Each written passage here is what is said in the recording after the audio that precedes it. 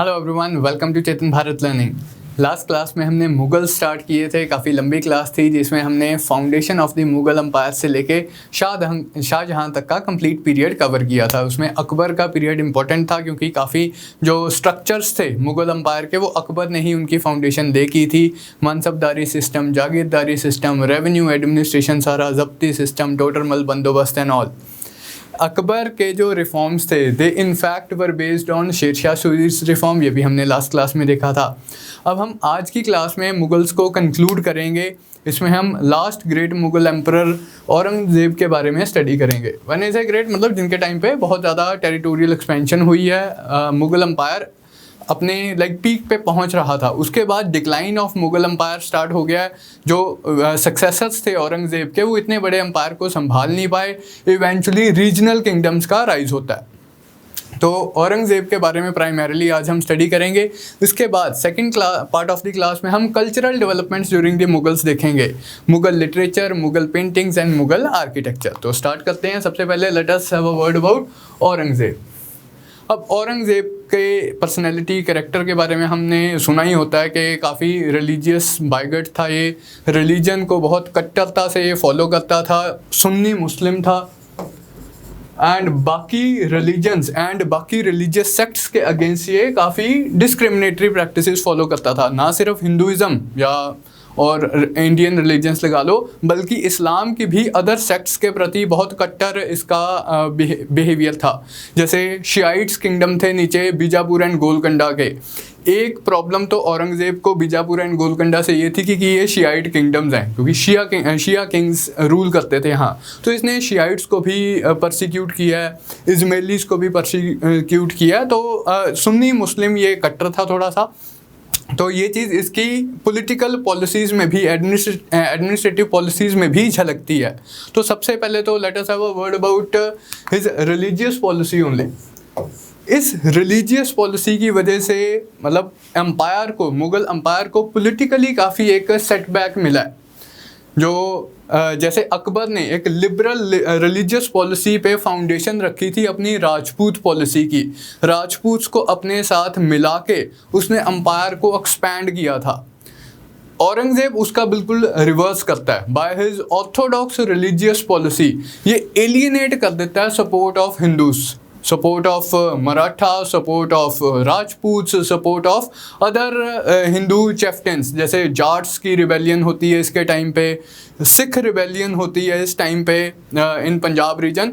तो ये सारी रिबेलियंस, हम एक तरीका इन रिबेलियंस को देखने गए कि in light of the orthodox या conservative religious policy of Aurangzeb. किस तरह की रिलीजियस पॉलिसी में क्या इसने स्टेप्स वगैरह लिए। जैसे ही री इंट्रोड्यूस द इम्पोजिशन ऑफ जजिया। हमने देखा था कि अकबर ने जजिया अबॉलिश कर दिया था। वो स्पेशल टैक्स जो सिर्फ नॉन मुस्लिम्स को देना होता था for the protection of their life and property.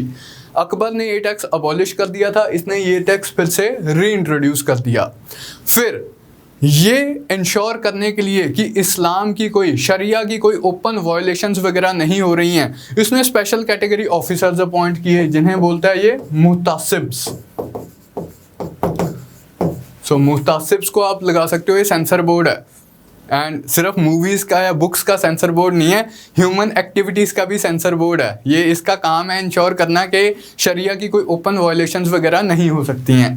दूसरा इसका स्टेप ये था।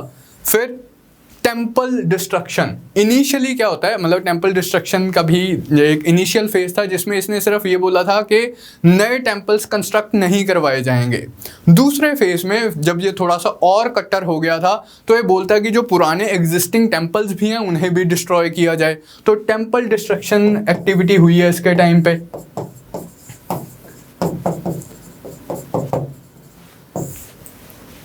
अब इन सब चीज़ों से हो क्या रहा है। अदरवाइज भी जैसे इस्लाम को स्ट्रिक्टली फॉलो करता था, मैंने आपको बताया। तो इसने ड्रिंकिंग के ऊपर प्रोहिबिशन लगा दी थी। ड्रिंकिंग को हराम माना जाता है इस्लाम में एंड मुतासिब का काम था इंश्योर करना कि यार लोग दारू ना पी रहे हों। तो इस तरह की एक्टिविटीज़ में वो इंडल्ज कर रहा था। जब ये इस तरह से डिस्क्रिमिनेटरी पॉलिसीज़ फॉलो कर रहा था तो उसका पॉलिटिकल स्फेयर के ऊपर इम्पैक्ट क्या आया। एक जैसे मैंने आपको हल्का सा रेफरेंस दिया कि इसकी रिलीजियस पॉलिसीज की वजह से हिंदूज एलियनेट हो गए। जो हिंदूज कोऑपरेट कर रहे थे पहले मुगल अंपायर के साथ, मुगल अंपायर की एक्सपेंशन में, मुगल अंपायर की कंसोलिडेशन में, वही हिंदूज आज की डेट में एलियनेट हो चुके हैं। प्राइमरी एग्जांपल है इसमें alienation of Rajputs. Akbar expanded his empire by enlisting the support of Rajputs. Aurangzeb fretted away. Aurangzeb's policies led to disintegration of the empire because of the alienation of the Rajput support. तो Rajput alienate हो गए, Rajput rebellions होती हैं, Mewar rebellion होती है, Marwar rebellion होती है इसके टाइम पे। और कौन से क्लासेस, जैसे मैंने आपको बताया, ये आप याद रखेंगे कौन सी रिलीजियस रिबेलियंस होती हैं औरंगजेब के टाइम पे। राजपूत रिबेलियन, राजपूत में मेवाड़ एंड मारवाड़ दो स्टेट्स दोनों रिबेल करती हैं। Jat rebellion, Sikh rebellion. अब Sikh separate religion, Sikh as a separate community also came into existence during the reign of Aurangzeb। 1699 में श्री गुरु गोबिंद सिंह जी ही laid the foundation of Khalsa. उससे पहले line of 6 गुरुज चली आ रही थी as a separate community। Aurangzeb के टाइम पे श्री गुरु गोबिंद सिंह जी खालसा की फाउंडेशन रखते हैं 1699 में, वहाँ से स्टार्ट हुआ। तो सिख रिबेलियन होती है, सतनामी रिबेलियन होती है, Maratha rebellion. Politically Maratha rebellion सबसे इंपॉर्टेंट थी औरंगजेब के टाइम की। मराठास के बारे में हम एडिशनली सेपरेटली भी स्टडी करेंगे आगे वाली क्लास में। तो ये सारी रिबेलियंस होती हैं because of the Orthodox policies of Aurangzeb. अपनी लाइफ में औरंगजेब बहुत जैसे एक प्योरिटन सा था, वो बहुत ज़्यादा लेविश लाइफस्टाइल नहीं जीता था, एक बहुत ही सिंपल सा उसका लाइफस्टाइल था, उसे जिंदा पीर बोला जाता था। Aurangzeb was also known as दरवेश और जिंदा पीर। बादशाह हिंदुस्तान होने के बावजूद वो अपने जो पर्सनल एक्सपेंसेस वगैरह होते थे वो खुद या तो कुरान की कॉपीज़ बना के उससे अपना घर का खर्चा चलाता था, या फिर इस तरह से कुछ सीट्स वगैरह या जो मुस्लिम कैप होती है वो बना के अपना घर का खर्चा वगैरह चलाता था। तो काफ़ी उसका सिंपल सा लाइफस्टाइल था उसकी पर्सनल लाइफ में। एंड इन जनरल ही वो स्टेट के जो रेवेन्यूज़ होते थे, स्टेट का जो खजाना होता था, उसे पर्सनल लाइक्स या डिसलाइक्स या पर्सनल परसूट्स के लिए तो स्पेंड करने में वो फेवर में ही नहीं था। इनफैक्ट जब इसके फादर शाहजहां भी एक्स्ट्रा एक्सपेंडिचर करते रहते थे, कभी ताजमहल बना दिया, कभी रेड फोर्ट बना दिया, कभी कुछ, जो एक्स्ट्रा एक्सपेंडिचर होता था ये इस चीज़ के मतलब फेवर में नहीं था। अपने फादर को ये चिट्ठियाँ भी लिखता है कि मतलब आपको पता नहीं है कि जो स्टेट का एक्सपेंडिचर है सिर्फ स्टेट के कामों के लिए ही यूज़ किया जा सकता है, आप इसे पर्सनली यूज़ करके वेस्ट करते रहते हो। तो इस तरह की इसकी पर्सनैलिटी थी। तो ये चीज़ें आप ध्यान में रखोगे। अब एक और एस्पेक्ट हम डिस्कस करेंगे औरंगज़ेब का, और वो पॉलिटिकल एस्पेक्ट है। हमने एक तो डेक्कन पॉलिसी औरंगजेब की स्टडी करनी है, दूसरी हमने इसकी राजपूत पॉलिसी के ऊपर थोड़ा सा मैं इलेबोरेट करूंगा। Deccan policy and Rajput policy. Deccan policy में हमने दो एस्पेक्ट्स कवर करने हैं। एक तो हम मराठास के बारे में हल्की सी बात करेंगे, डिटेल में तो मराठास के बारे में बाद में स्टडी करेंगे। दूसरा हम बीजापुर एंड गोलकोंडा जो स्टेट्स बची हुई थी, अहमदनगर तक तो शाहजहां ने ऑलरेडी एनेक्स कर लिया हुआ है, दो स्टेट्स पीछे कौन सी बची थी, बीजापुर एंड गोलकोंडा। इनके प्रति औरंगजेब की क्या अप्रोच थी, इसके बारे में हम हल्की सी डिस्कशन करेंगे। तीसरा हम राजपूत पॉलिसी के बारे में डिस्कस करेंगे। ऑलरेडी मैंने आपको बताया कि एक तरीका मतलब मराठा एंड राजपूत रेबेलियन को समझने का ये है the conservative policies of Aurangzeb. एक अलग तरीके से भी इन रिबेलियंस को समझा जा सकता है। Of course, the conservative religious policy of Aurangzeb was largely responsible for these rebellions। लेकिन एक और उसका एक पॉलिटिकल एंगल भी तो कोई होगा ना, उस चीज़ को समझते हैं। राजपूत प्रॉब्लम स्टार्ट होती है मारवाड़ वाले किंगडम के साथ। मारवाड़ कौन सी स्टेट है, वो जो जोधपुर जैसलमेर वाली साइड, जोधपुर साइड की जो स्टेट है, that's Marwar state. Actually Marwar के जो रूलर होते हैं राणा महाराजा जसवंत सिंह, वो औरंगज़ेब की ही मनसबदारी सिस्टम में उनकी फैमिली अकबर के टाइम के साथ, अकबर के टाइम से मुगल्स के साथ एसोसिएटेड थी। तो औरंगज़ेब के टाइम पे भी जो महाराजा जसवंत सिंह होते हैं इसके एक बहुत इंपॉर्टेंट मनसबदार होते हैं। बट होता क्या है कि उनकी डेथ हो जाती है। उनकी डेथ के बाद गद्दी किसके पास आएगी, ये थोड़ा सा एक डिस्प्यूट सा बन जाता है मारवाड़ में। जो जसवंत सिंह की वाइफ होती है वो प्रेग्नेंट होती है, अभी उनके बेटा हुआ नहीं होता। On the other hand Jaswant Singh का ब्रदर होते हैं, मतलब जसवंत सिंह का नेफ्यू होता है, वो अभी जिंदा होता है। औरंगजेब क्या करता है कि उसको, जो जसवंत सिंह का नेफ्यू होता है, उसे राजगद्दी दे देता है। जसवंत सिंह की वाइफ कहती है कि यार मेरी बहू के बेटा होने ही वाला है, सॉरी बहू नहीं, जसवंत सिंह की वाइफ कहती है, उसकी जो फेलो एक और वाइफ होती है जसवंत सिंह की, उसके बेटा होने ही वाला है, उसका चाइल्ड बर्थ का आप इंतज़ार कर लो, उसको गद्दी दे देना। तो एक पॉलिटिकल सा एंगल भी था इसके साथ कि who would succeed to the गद्दी ऑफ मारवाड़। औरंगज़ेब किसी और को फेवर कर रहा था, जो महाराजा जसवंत सिंह की चीफ क्वीन थी वो किसी और को फेवर कर रही थी। तो इस पॉलिटिकल डिस्प्यूट के रहते, क्योंकि औरंगज़ेब ने किसी दूसरे को गद्दी दे दी थी, तिलक दे दिया था, तो इस मुद्दे पे मारवाड़ रिबेलियन हो जाती है। ये पॉलिटिकल बैकग्राउंड था टू दी मेवाड़ रिबेलियन। अब ये रिबेलियन 1670s में स्टार्ट होती है। 1678 में जसवंत सिंह की डेथ होती है, उसके बाद से पॉलिटिकल डिस्प्यूट स्टार्ट हो जाता है।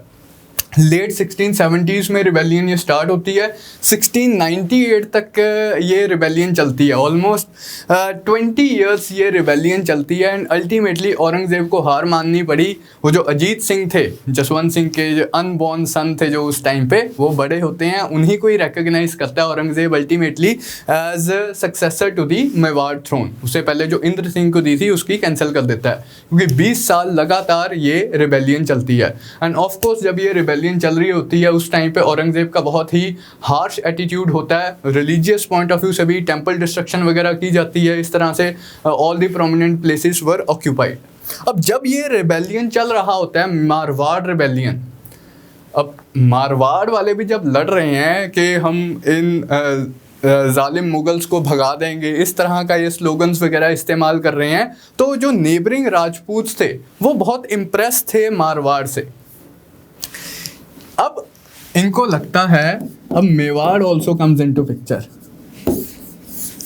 मेवाड़ को की रिबेलियन को हम किस तरह से समझ सकते हैं politically? Religious point of view से बच्चे आप सबको I believe you will be comfortable in that. Politically हम किस तरह से समझ सकते हैं मेवाड़ की रिबेलियन को?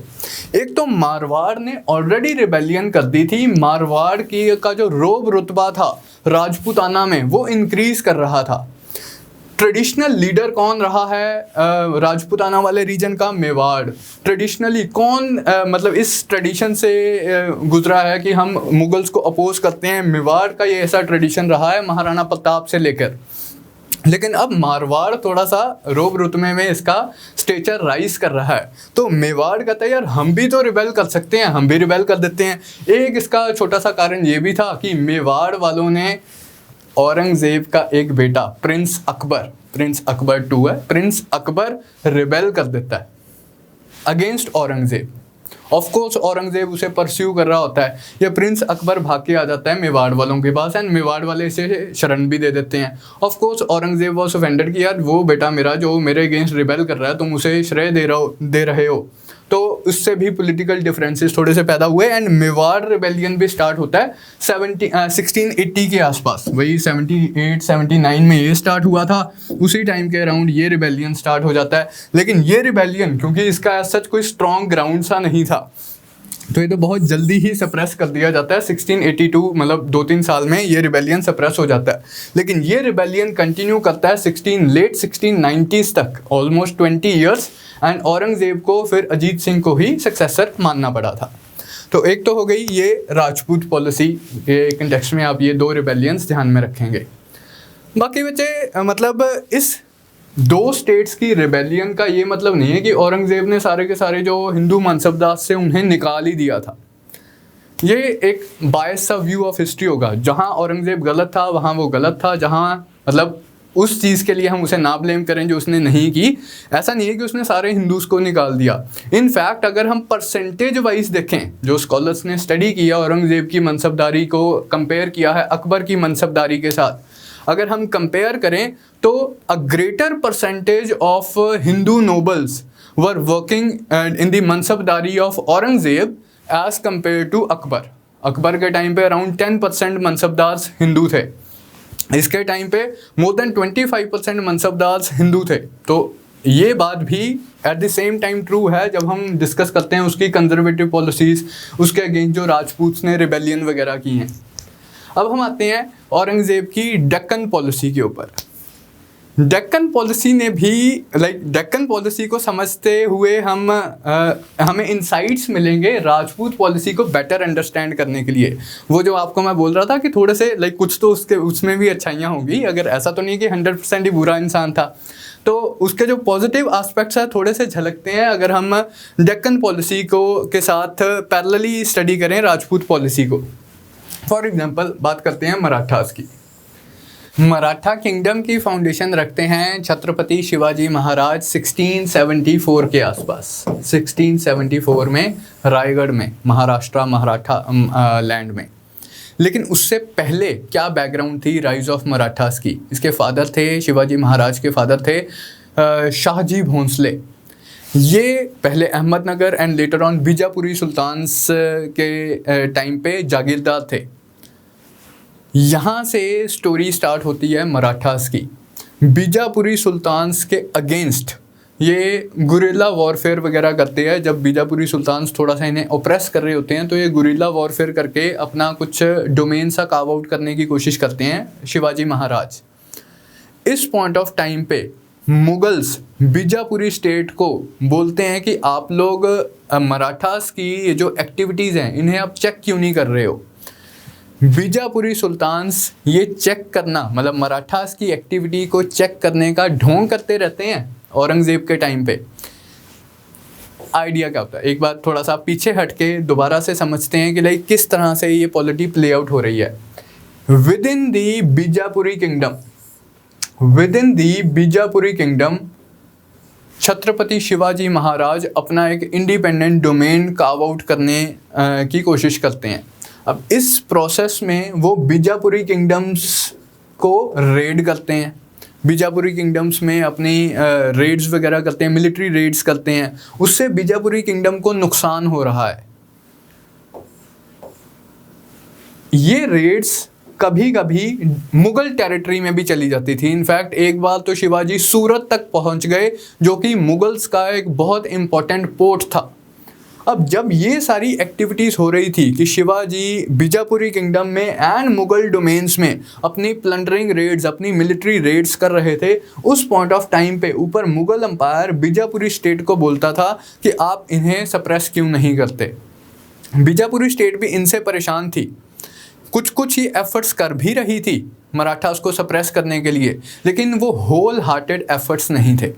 वो होल हार्टेड एफर्ट्स क्यों नहीं थे, इसकी बैकग्राउंड मैंने आपको कल की क्लास में दी थी। Bijapuri state as well as supported by Golconda state, Bijapur and Golconda, ये दोनों स्टेट्स इस बात से कन्विंस थी कि जैसे ही मुगल अंपायर की बाकी सारी प्रॉब्लम्स ख़त्म हो जाएंगी, मुगल अंपायर हमारे ऊपर अटैक कर देगा। जब तक मुगल अंपायर बाकी कामों में उलझा हुआ है, कभी राजपूत रिबेलियन हो गई, कभी नॉर्थ वेस्ट फ्रंटियर पे दिक्कत आ गई, कभी सिख रिबेलियन हो गई, कभी मराठा रिबेलियन हो गई, जब तक मुगल अंपायर और झोल झमेलों में उलझा हुआ है तब तक तो हम सेफ हैं। जैसे ही मुगल अंपायर के झोल झमेले ख़त्म हो गए, फिर औरंगज़ेब हमें अनेक्स कर ही लेगा। ये चीज़ उन्होंने एक्सपीरियंस कर ली थी 1656 में शाहजहां के टाइम पे, जब Aurangzeb as viceroy of Deccan, as governor of Deccan बहुत अग्रेसिवली इन्हें अपोज कर रहा था। तो इन्हें पता था कि मुगल स्टेट किस तरह से ऑपरेट कर रही है, तो ये भी थोड़ा सा चेक कर लेते थे, कुछ नहीं भी करते थे। तो using all this opportunity and Aurangzeb was busy in his other engagements in north India.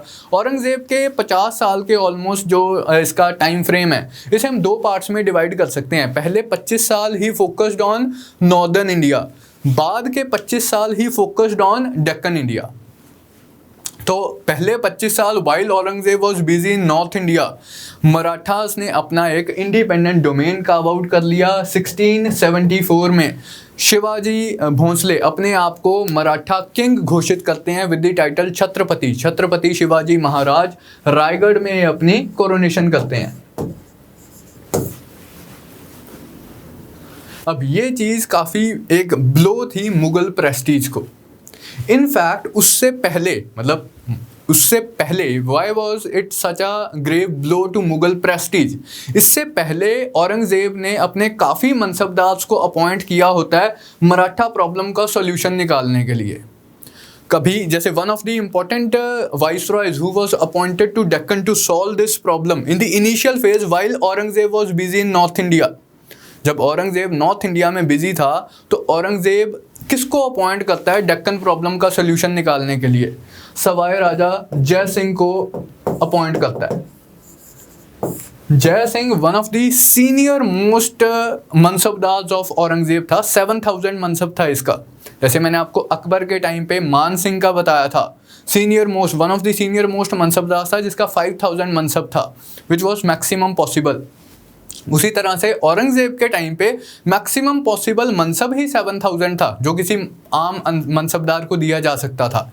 इससे बड़े मनसब तो सिर्फ प्रिंसेस को ही मिलते थे, प्रिंसेस ऑफ रॉयल ब्लड को ही मिलते थे। तो जय सिंह एक सीनियर मनसबदार था, इसे रिस्पॉन्सिबिलिटी देता है Aurangzeb. Now here also you have to note this point.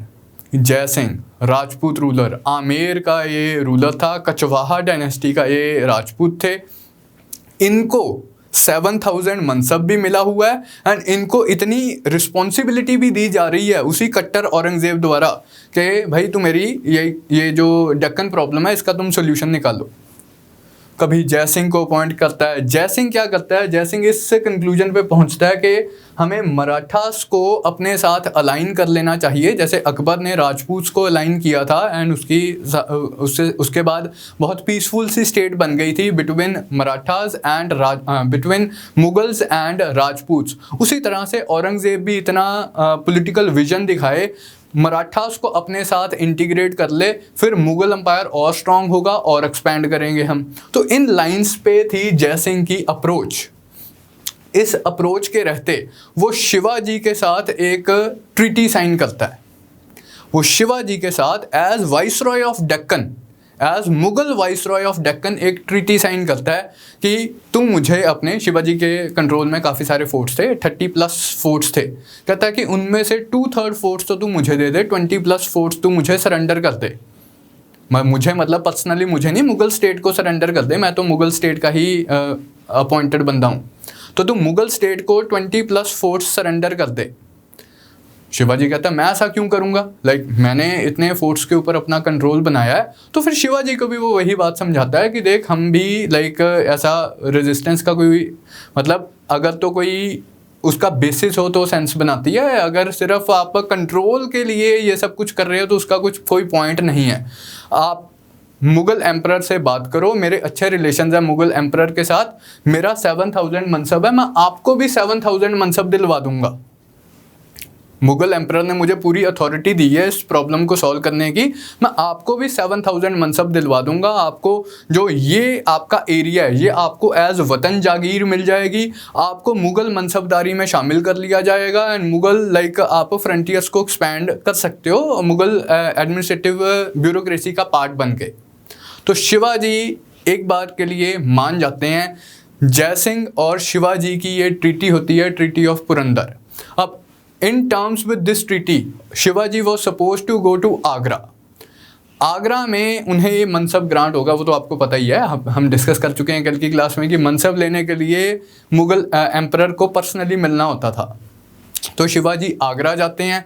वहाँ पर शिवाजी एंड औरंगजेब के बीच में कुछ ऐसे बात सी बनती नहीं है। इनफैक्ट शिवाजी पहले ऑफेंड हो जाते हैं एंड वो मुगल कोर्ट छोड़ के आ जाते हैं कि औरंगजेब मुझे रिस्पेक्ट नहीं कर रहा है, कि मुझे छोटे मनसबदार वाली लाइन में खड़ा कर दिया। मैं सीनियर मनसबदार हूँ, मैं मतलब सीनियर मनसबदार बनना है, मुझे 7,000 वाला मनसब देने की बात की थी जयसिंह ने, तो यहाँ मुझे जूनियर लोगों के साथ बिठा दिया है। तो ऐसी किसी बात पे शिवाजी ऑफेंड हो जाते हैं एंड वो कोर्ट छोड़ के आ जाते हैं। औरंगज़ेब उसके बाद ऑफेंड हो जाता है कि ऐसे कैसे चला गया मेरे बर्थडे वाले दिन। उस दिन औरंगज़ेब का बर्थडे था जिस दिन ये मीटिंग होनी थी।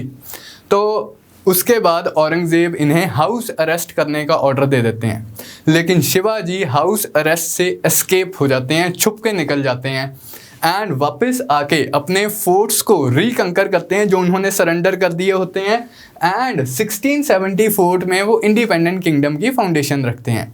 Now, ये बैकग्राउंड थी to the foundation of the Maratha state and hence it was a blow to Mughal Prestige.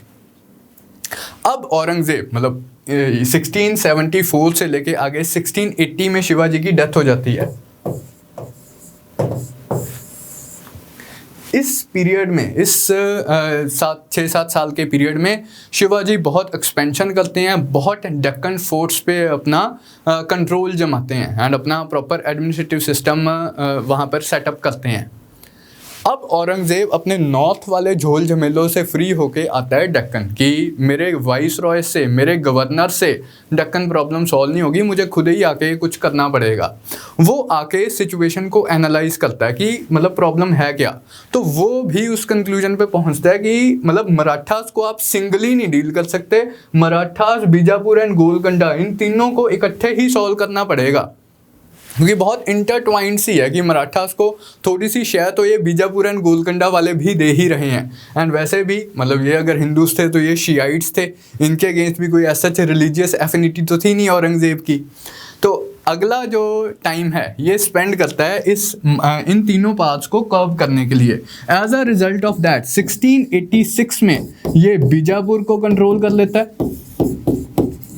1687 में ये गोलकंडा को कंट्रोल कर लेता है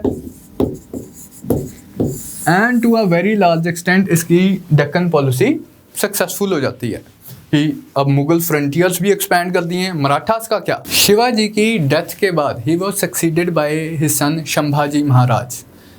संभाजी महाराज उतने कैपेबल लीडर नहीं थे जितने इनके फादर शिवाजी थे, तो मराठा एम्पायर खुद से थोड़ा सा वीकन हो रहा था। संभाजी एडमिनिस्ट्रेशन को इतना ज़्यादा ध्यान नहीं देते थे, थोड़े से प्लेजर लविंग किंग थे, तो मराठा पॉलिटी अपने आप ही थोड़ी सी डिसइंटीग्रेट कर रही थी। इस मौके का फ़ायदा उठा के औरंगज़ेब अब मराठास को परस्यू करता है एंड इन दिस प्रोसेस वो संभाजी महाराज को अरेस्ट भी कर लेता है। इस मौके पे औरंगज़ेब एक पॉलिटिकल गलती करता है, वो संभाजी महाराज को एग्जीक्यूट करने का ऑर्डर दे देता है। उससे क्या होता है मतलब 1689 में देखो बीजापुर, गोलकंडा एंड 2 साल बाद संभाजी महाराज को भी अरेस्ट कर लिया है, लेकिन उन्हें एग्जीक्यूट करने का ऑर्डर दे देता है। उससे औरंगज़ेब की प्रॉब्लम सॉल्व होने की बजाय और इंक्रीज कर जाती हैं। वो मराठा किंगडम जो कि शिवाजी की डेथ के बाद खुद से ही वीक हो रहा था क्योंकि कोई स्ट्रॉन्ग पावर नहीं थी उन्हें कंट्रोल करने के लिए, उस मराठा पॉलिटी को औरंगज़ेब ने एक वजह दे दी इन्हें अपोज करने की, एक वजह दे दी इकट्ठे होने की। अब क्योंकि मराठास के लीडर को एग्जीक्यूट कर दिया होता है तो एक बॉन्ड ऑफ यूनिटी सा क्रिएट हो जाता है सारे मराठास के बीच में कि हमने यूनाइट होना है, मुगल्स को अपोज करना है, मुगल्स के अगेंस्ट रिबेल करना है। तो स्पोरेडिक रिबेलियन स्टार्ट हो जाती हैं, स्पॉन्टेनियस रिबेलियन स्टार्ट हो जाती है, कभी यहाँ रिबेलियन, कभी वहाँ रिबेलियन, कभी वहाँ रिबेलियन, कभी यहाँ rebellion. Through out the Maratha dominions, जहाँ जहाँ मराठास थे वहाँ वहाँ रिबेलियन स्टार्ट हो जाती है मुगल्स के अगेंस्ट। औरंगज़ेब कहीं यहाँ कभी यहाँ रिबेलियन को सप्रेस कर रहा है, कभी वहाँ रिबेलियन को सप्रेस कर रहा है, कभी वहाँ सप्रेस कर रहा है, कभी वहाँ सप्रेस कर रहा है। इसी प्रोसेस में एक जगह से दूसरी जगह भटकते भटकते भटकते औरंगज़ेब की डेथ हो जाती है, लेकिन मराठास को वो सप्रेस नहीं कर पाता है। 1707 में औरंगाबाद में ही, महाराष्ट्र में है, प्रेजेंट डे महाराष्ट्र में, औरंगाबाद में ही उसकी डेथ हो जाती है। वो वापस दिल्ली भी नहीं आ पाता। इसी प्रोसेस में वो मारवाड़ वाली प्रॉब्लम भी उसे सॉल्व करनी पड़ती है। कह रहा है कि चलो यार वो वाला किस्सा ख़त्म किया जाए। नॉर्थ में सिख रिबेलियन हो जाता है, उस पर भी वो प्रॉपरली मतलब उसकी पॉलिसीज़ की वजह से ही होता है, उसके जो गवर्नर्स होते हैं जो उसने छोड़े होते हैं उनकी पॉलिसीज़ की वजह से हो जाता है, वहाँ भी प्रॉब्लम चल रहा होता है। डेक्कन में मराठास की रिबेलियन चल रही होती है, ये सारी रिबेलियंस औरंगज़ेब सप्रेस नहीं कर पाता एंड डेक्कन में ही औरंगाबाद में ही 1707 में औरंगज़ेब की डेथ हो जाती है। एंड जो डिक्लाइन का प्रोसेस औरंगज़ेब के टाइम पे स्टार्ट हुआ, वो डिक्लाइन का प्रोसेस इसके वीक सक्सेसर संभाल ही नहीं पाते हैं एंड अल्टीमेटली मुगल डिक्लाइन ही हो जाता है, मुगल अंपायर का ही डिक्लाइन हो जाता है। कुछ कुछ आपको मोहम्मद बिन तुगलक की तरह लगा। मोहम्मद बिन तुगलक, चलो not from the religious point of view but from the political point of view, उसने भी डेक्कन में एक्सपैंड किया था, उसने भी डेक्कन को लाइक प्रॉपरली अपने अंपायर का पार्ट बनाने की कोशिश की थी, एडमिनिस्ट्रेटर्स अपॉइंट किए थे, उसे प्रॉपरली इंटीग्रेट करने की कोशिश की थी। उसके टाइम पे भी मल्टीपल रिबेलियंस हो गई थी जिन्हें वो प्रॉपरली सप्रेस नहीं कर पाया, कभी यहाँ कभी वहाँ। मतलब ऐसा नहीं है कि मोहम्मद बिन तुगलक या फिर औरंगज़ेब बोल लो कि वो जाते थे तो हार जाते थे, लेकिन वो सब जगह हर टाइम पे हर जगह नहीं हो सकते थे। यहाँ जाएंगे तो ये वाली रिबेलियन तो सप्रेस कर दी, वहाँ एक और रिबेलियन हो गई, वहाँ गए वो वाली रिबेलियन तो सप्रेस कर दी, वहाँ एक और रिबेलियन हो गई। तो इस तरह से एक जगह से दूसरी जगह भटकते रहे। मोहम्मद बिन तुगलक भी बेचारा रिबेलियन सप्रेस करता करता सिंध में ठट्टा में उसकी डेथ हो जाती है, दिल्ली भी नहीं वापस आ पाता। सेम इसके साथ भी हुआ, औरंगाबाद में ही उसकी डेथ हो जाती है, दिल्ली वापस भी नहीं आ पाता। तो ये थी औरंगज़ेब की Deccan policy, Rajput policy, religious policy. तो औरंगज़ेब के साथ ही स्टार्ट होता है the process of Mughal decline.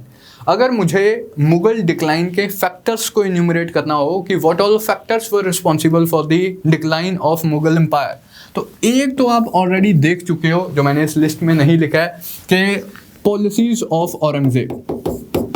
तो हमने अब तक का सारा लेक्चर ही इसके ऊपर निकाला है। पॉलिसीज़ ऑफ औरंगज़ेब, उसकी रिलीजियस पॉलिसी, उसकी डेक्कन पॉलिसी, उसकी राजपूत पॉलिसी, उनका इम्पैक्ट हम ऑलरेडी देख चुके हैं।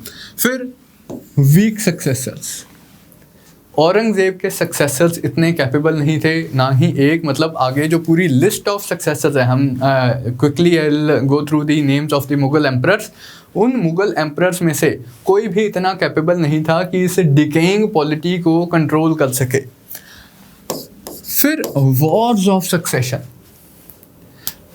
मुगल्स में कोई भी ऐसा रूल ऑफ सक्सेशन नहीं एग्जिस्ट करता था कि फादर की डेथ के बाद कौन सक्सीड करेगा। तो एक ही पूरे मिडिवल इंडिया में एक ही रूल रहा है, longer the sword greater the claim. जिसके पास मिलिट्री स्ट्रेंथ ज़्यादा है उसका क्लेम बड़ा है। तो वॉर ऑफ सक्सेशन होती थी, जो जीत जाता था वो रूलर बन जाता था। अकबर के बाद वॉर ऑफ सक्सेशन हुई है, जहांगीर के बाद वॉर ऑफ सक्सेशन हुई है, शाहजहां के बाद वॉर ऑफ सक्सेशन हुई है। वॉर ऑफ सक्सेशन के बाद ही ये मुगल एम्परर राइज करते थे। जैसे औरंगज़ेब का तो आप लोगों को पता ही है कि दारा शिकों को मार के वो गद्दी पे बैठता है। वॉर्स ऑफ सक्सेशन, अब वॉर्स ऑफ सक्सेशन तो पहले भी हो रही थी, अब भी हो रही थी, लेकिन अब ये वॉर्स ऑफ सक्सेशन डिक्लाइन का कारण क्यों बने? पहले अगर वॉर ऑफ सक्सेशन होती थी तो एक जो प्रिंस इमर्ज करता था वो बहुत पावरफुल प्रिंस होता था एंड अपना राजपाट उसका काफ़ी लंबे टाइम तक चलता था। जैसे शाहजहां का ऑलमोस्ट 20 साल तक उसका राज चला है, 20-25 साल। Same is true about Jahangir, 20 साल तक उसका राज चला है। तो जो इनस्टेबिलिटी आती थी वॉर ऑफ सक्सेशन की वजह से, उसे टाइम मिल जाता था स्टेबलाइज होने के लिए। अंपायर को टाइम मिल जाता था स्टेबलाइज होने के लिए, थोड़े से और आर्मी में इम्प्रूवमेंट्स वगैरह करने के लिए, जो लॉस हुआ है उसे रिकवर करने के लिए। यहाँ क्या है कि वॉर ऑफ सक्सेशन हुई, 4 साल बाद वो राजे की डेथ हो गई है, एक और वॉर ऑफ सक्सेशन, 1 साल बाद उसकी भी डेथ हो गई है, एक और वॉर ऑफ सक्सेशन। इतनी जल्दी जल्दी वॉर्स ऑफ सक्सेशन होती रहेंगी तो उसका ड्रॉबैक क्या है? They sapped the vitality of the empire. Mughal military machine वो वीकन होने लग गई। मुगल मिलिट्री मशीन इन्हीं वॉर्स में उलझ गई। एक्सपैंड तो क्या करना था? फिर इतने सारे वॉर ऑफ सक्सेशन हो रही है तो नोबिलिटी की भी डिवीजन होगी। कुछ नोबल्स एक प्रिंस को सपोर्ट करेंगे, कुछ नोबल्स दूसरे प्रिंस को सपोर्ट करेंगे। अब ऐसा तो है नहीं है कि वॉर हो रही है किसी की डेथ नहीं हो रही है। तो जो अपोजिंग पार्टीज होंगी उनमें कमांडर्स की भी डेथ हो रही है, प्रिंसेस की भी डेथ हो रही है। तो इतने जो सीनियर ऑफिसर्स थे औरंगजेब के टाइम पे, वो पार्टी पॉलिटिक्स में उलझ गए, कोर्ट पॉलिटिक्स में उलझ गए, इसको सपोर्ट करें उसको सपोर्ट करें, फिर वॉर ऑफ सक्सेशन में लड़ाइयाँ हो रही थी, तो काफ़ी सारे मनसबदास की डेथ भी हो गई है। तो उसका अल्टीमेटली अगर मुझे एक लाइन में बोलना हो, जैसे मैंने पहले बोला, they sapped the vitality of the empire, कि वो जो इतना रिगरस एक्सपेंशन का पीरियड चल रहा था इन्हीं मनसबदास के सर पे तो चल रहा था। अब वो अगर ऐसे शहीद होने लग गए वॉर्स ऑफ सक्सेशन में, तो फिर अंपायर एक्सपैंड कैसे करेगा। फिर Mughal umpire bye the time of death of Aurangzeb बहुत ही ज़्यादा एरिया में फैला हुआ अंपायर था। कहाँ? अफ़गानिस्तान, कहाँ लाइक असम वाला रीजन, बांग्लादेश असम वाला रीजन, कश्मीर से लेके right up till like Tamil Nadu वाला रीजन, या तमिलनाडु और आप आंध्र प्रदेश की बाउंड्री आप समझ सकते हैं, वहाँ तक एक्सपैंड कर चुका था मुगल अंपायर। इतने बड़े अंपायर को मैनेज करना, मेंटेन करना बहुत मुश्किल था अगर आप एबल एडमिनिस्ट्रेटर नहीं हो, which was not the case with the weak successors of Aurangzeb. Moreover, इसका एक इंस्टीट्यूशनल कारण भी था कि मुगल स्टेट एक वॉर स्टेट थी, वो वॉर के ऊपर डिपेंडेंट थी, एक्सपेंशन ऑफ लैंड रिसोर्सेज के ऊपर डिपेंडेंट थी। Land was the most important resource, ये तो हम शुरू से ही करते आ रहे हैं, दिल्ली सल्तनत के टाइम पे भी ट्रू था। लेकिन the way Mughal mansabdari system was organised, उस पॉइंट ऑफ व्यू से लैंड की इंपॉर्टेंस और भी ज़्यादा थी। हमने कल मनसबदारी सिस्टम, जागीरदारी सिस्टम के बारे में पढ़ा। अब जैसे जैसे अंपायर एक्सपैंड हो रहा है, अंपायर को एक्सपैंड करने के लिए मुझे अच्छे एबल मनसबदास चाहिए। अगर अच्छे एबल मनसबदास मुझे चाहिए, मुझे उन्हें अच्छा लाइक पे करना पड़ेगा। पे मैं कैसे कर रहा हूँ? पे मैं कर रहा हूँ in the form of jagirs, mostly in the form of jagirs. तो मेरे पास जागीर्स अवेलेबल होनी चाहिए देने के लिए, मेरे पास लैंड अवेलेबल होनी चाहिए कि भाई ये लैंड खाली पड़ी है, ये इस मनसबदार को एज जागीर दे देता हूँ। अगर ये लैंड ही अवेलेबल नहीं है तो फिर मैं मनसबदार को क्या दूंगा? अब यहाँ पर आप एक टर्म याद रखेंगे, पायबाकी, ये पर्शियन टर्म है पायबाकी, वो लैंड जो कि अवेलेबल है टू बी ग्रांटेड एज जागीर।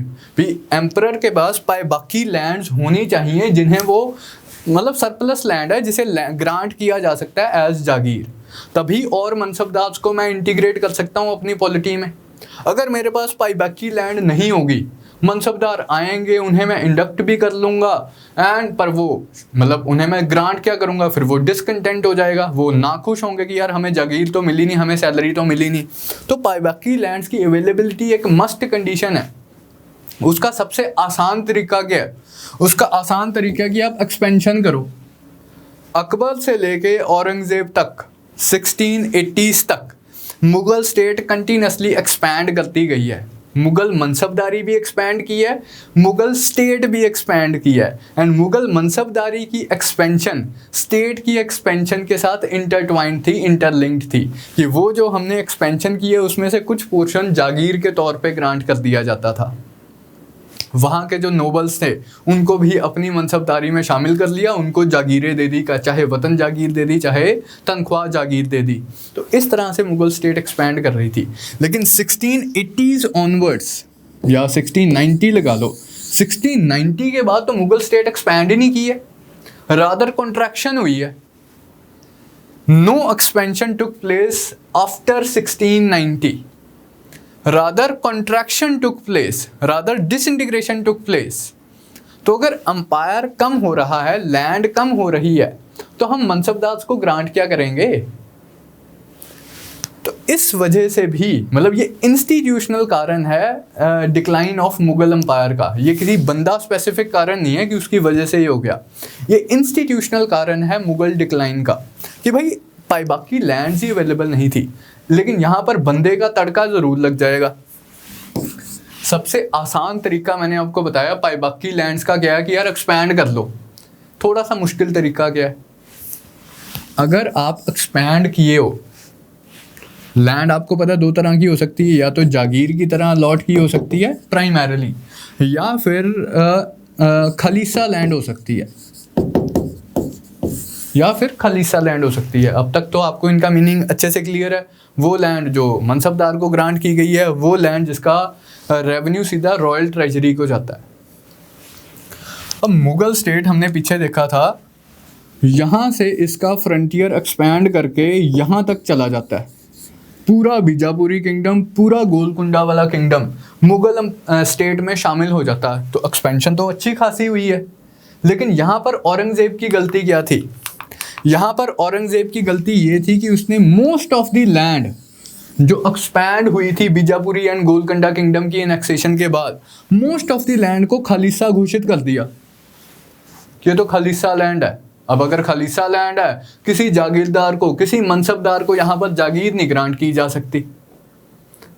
मनसबदार इतने सारे शामिल हो गए, वो सारे नोबल्स जो पहले बीजापुरी सुल्तान्स को सर्व कर रहे थे, वो सारे नोबल्स जो कभी गोलकुंडा के सुल्तान्स को सर्व कर रहे थे, उन सारे नोबल्स का क्या होगा? उन सबको माल थोड़ी गया है, उन सबको आपने मुगल मनसबदारी में शामिल कर लिया है। उन्हें सैलरी क्या दोगे? उनकी सारी ज़मीन तो आपने खलीसा में कन्वर्ट कर दी है। ये एक कारण था डिक्लाइन ऑफ मुगल स्टेट का।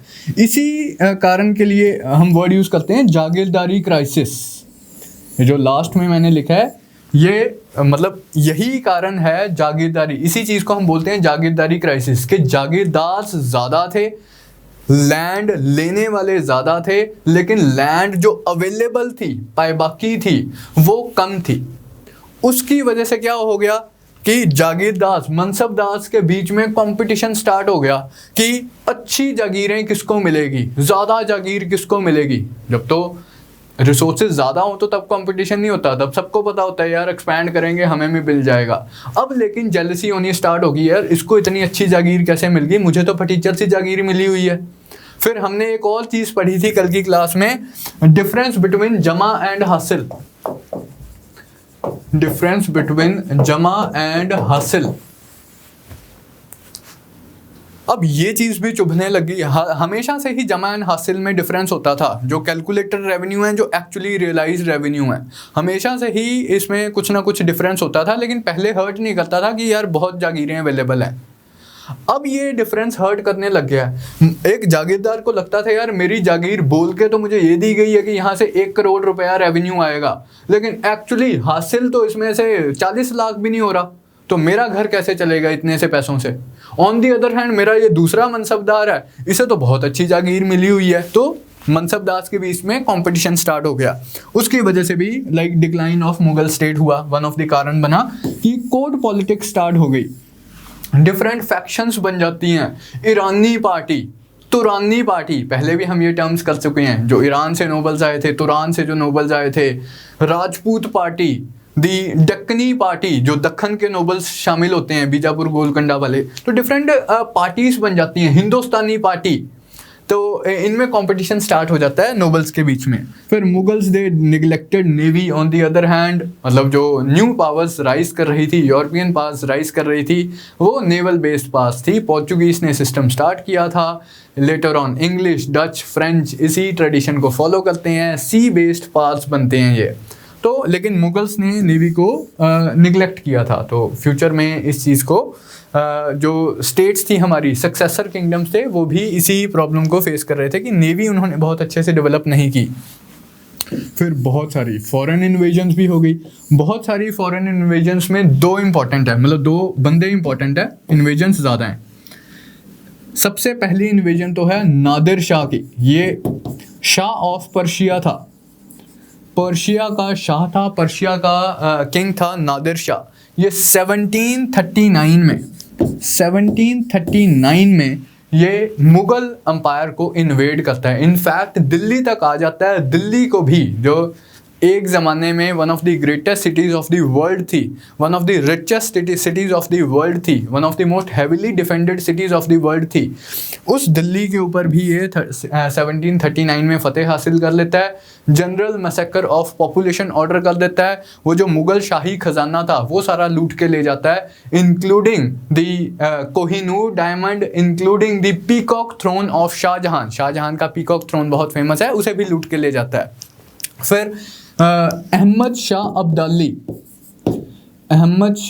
अब्दाली ये बहुत सारी इन्वेजन्स करता है।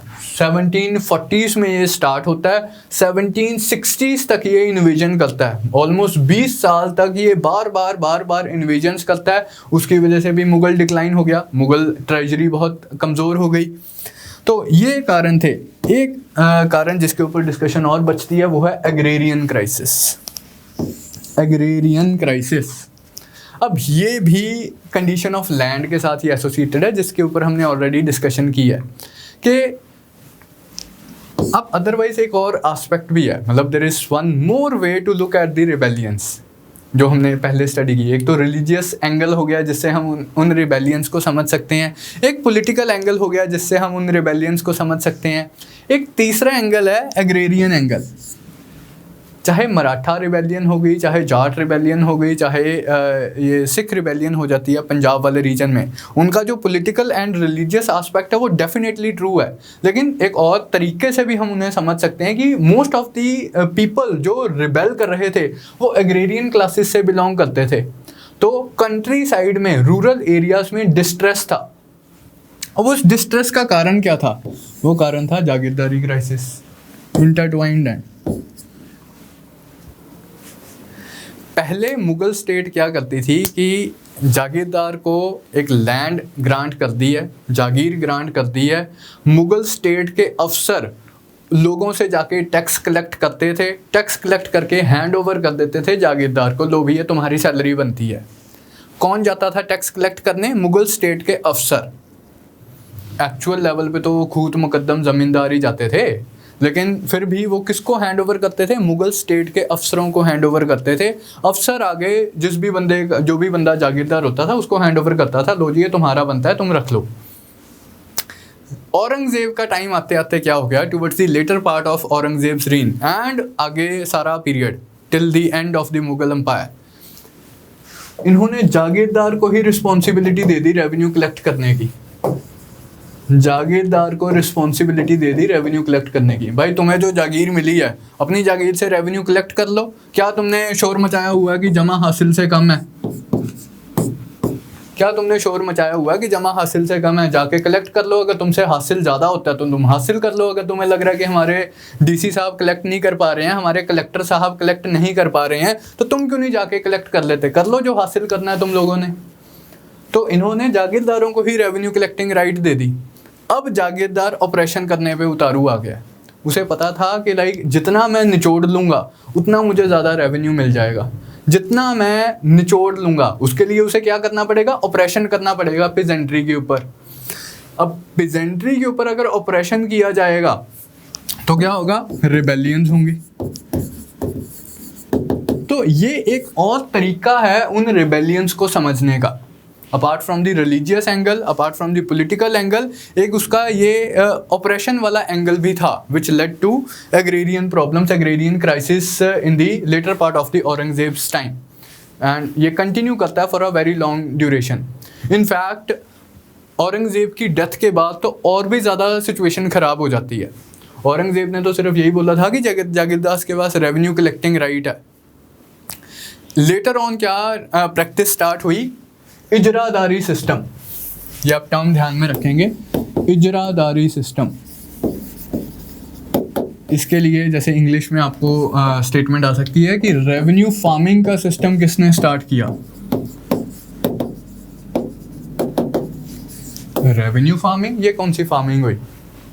हमने तो व्हीट राइस फार्मिंग ही सुना था, अब रेवेन्यू की भी फार्मिंग हो रही है। इसमें revenue collecting right was farmed out to the highest bidder. बोली लगती थी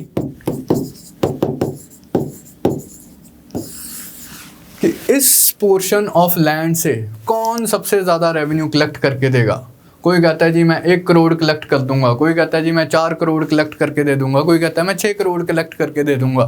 जो सबसे ज़्यादा बोली लगाएगा उसे रेवेन्यू कलेक्टिंग राइट दे दी। भाई तू इस लैंड से तू रेवेन्यू कलेक्ट करके देगा 6 करोड़। अब भाई वो 6 करोड़ कहाँ से कलेक्ट करके दे देगा? इस लैंड में इतना होना भी चाहिए, इतनी प्रोडक्शन भी होनी चाहिए कि वो 6 करोड़ कलेक्ट करने के कैपेबल हो। अब वो बंदा 6 करोड़ कलेक्ट करने के चक्कर में क्या करेगा?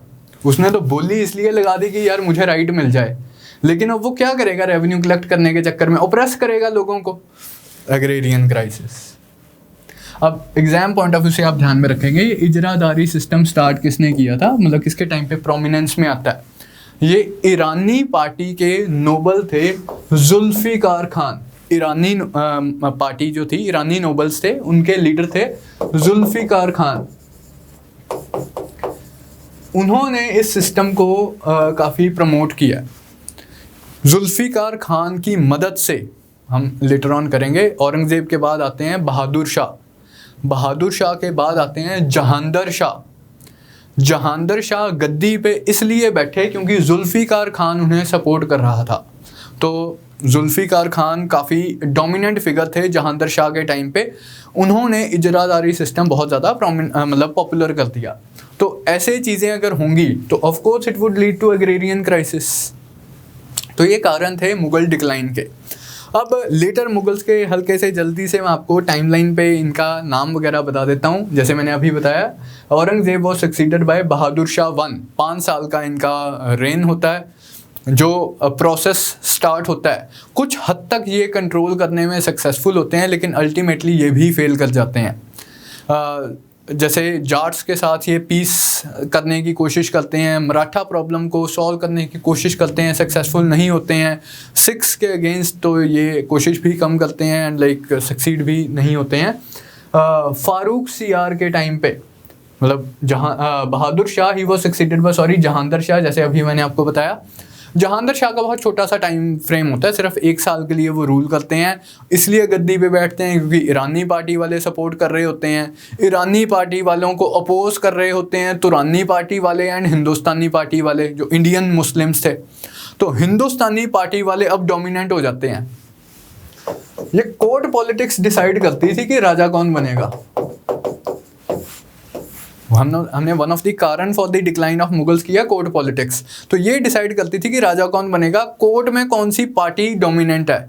ईरानी पार्टी डोमिनेंट तो उनका बंदा बन गया, हिंदुस्तानी पार्टी डोमिनेंट तो उनका बंदा बन गया, तुरानी पार्टी डोमिनेंट तो उनका बंदा बन गया। लेकिन मतलब एक चीज़ बोली जा सकती थी कि मुगल्स ने जो अपना रुतबा बनाया हुआ था starting with Babur and Akbar, कभी भी नोबल्स ने ये कोशिश नहीं की कि हम ही गद्दी पे बैठ जाएं। अनलाइक दिल्ली सल्तनत में कोई नोबल इतना एम्बिशियस होता तो वो सल्तनत, मतलब वो जो डायनेस्टी चली आ रही होती है, उसे ख़त्म करके खुद ही गद्दी पे बैठ जाता था।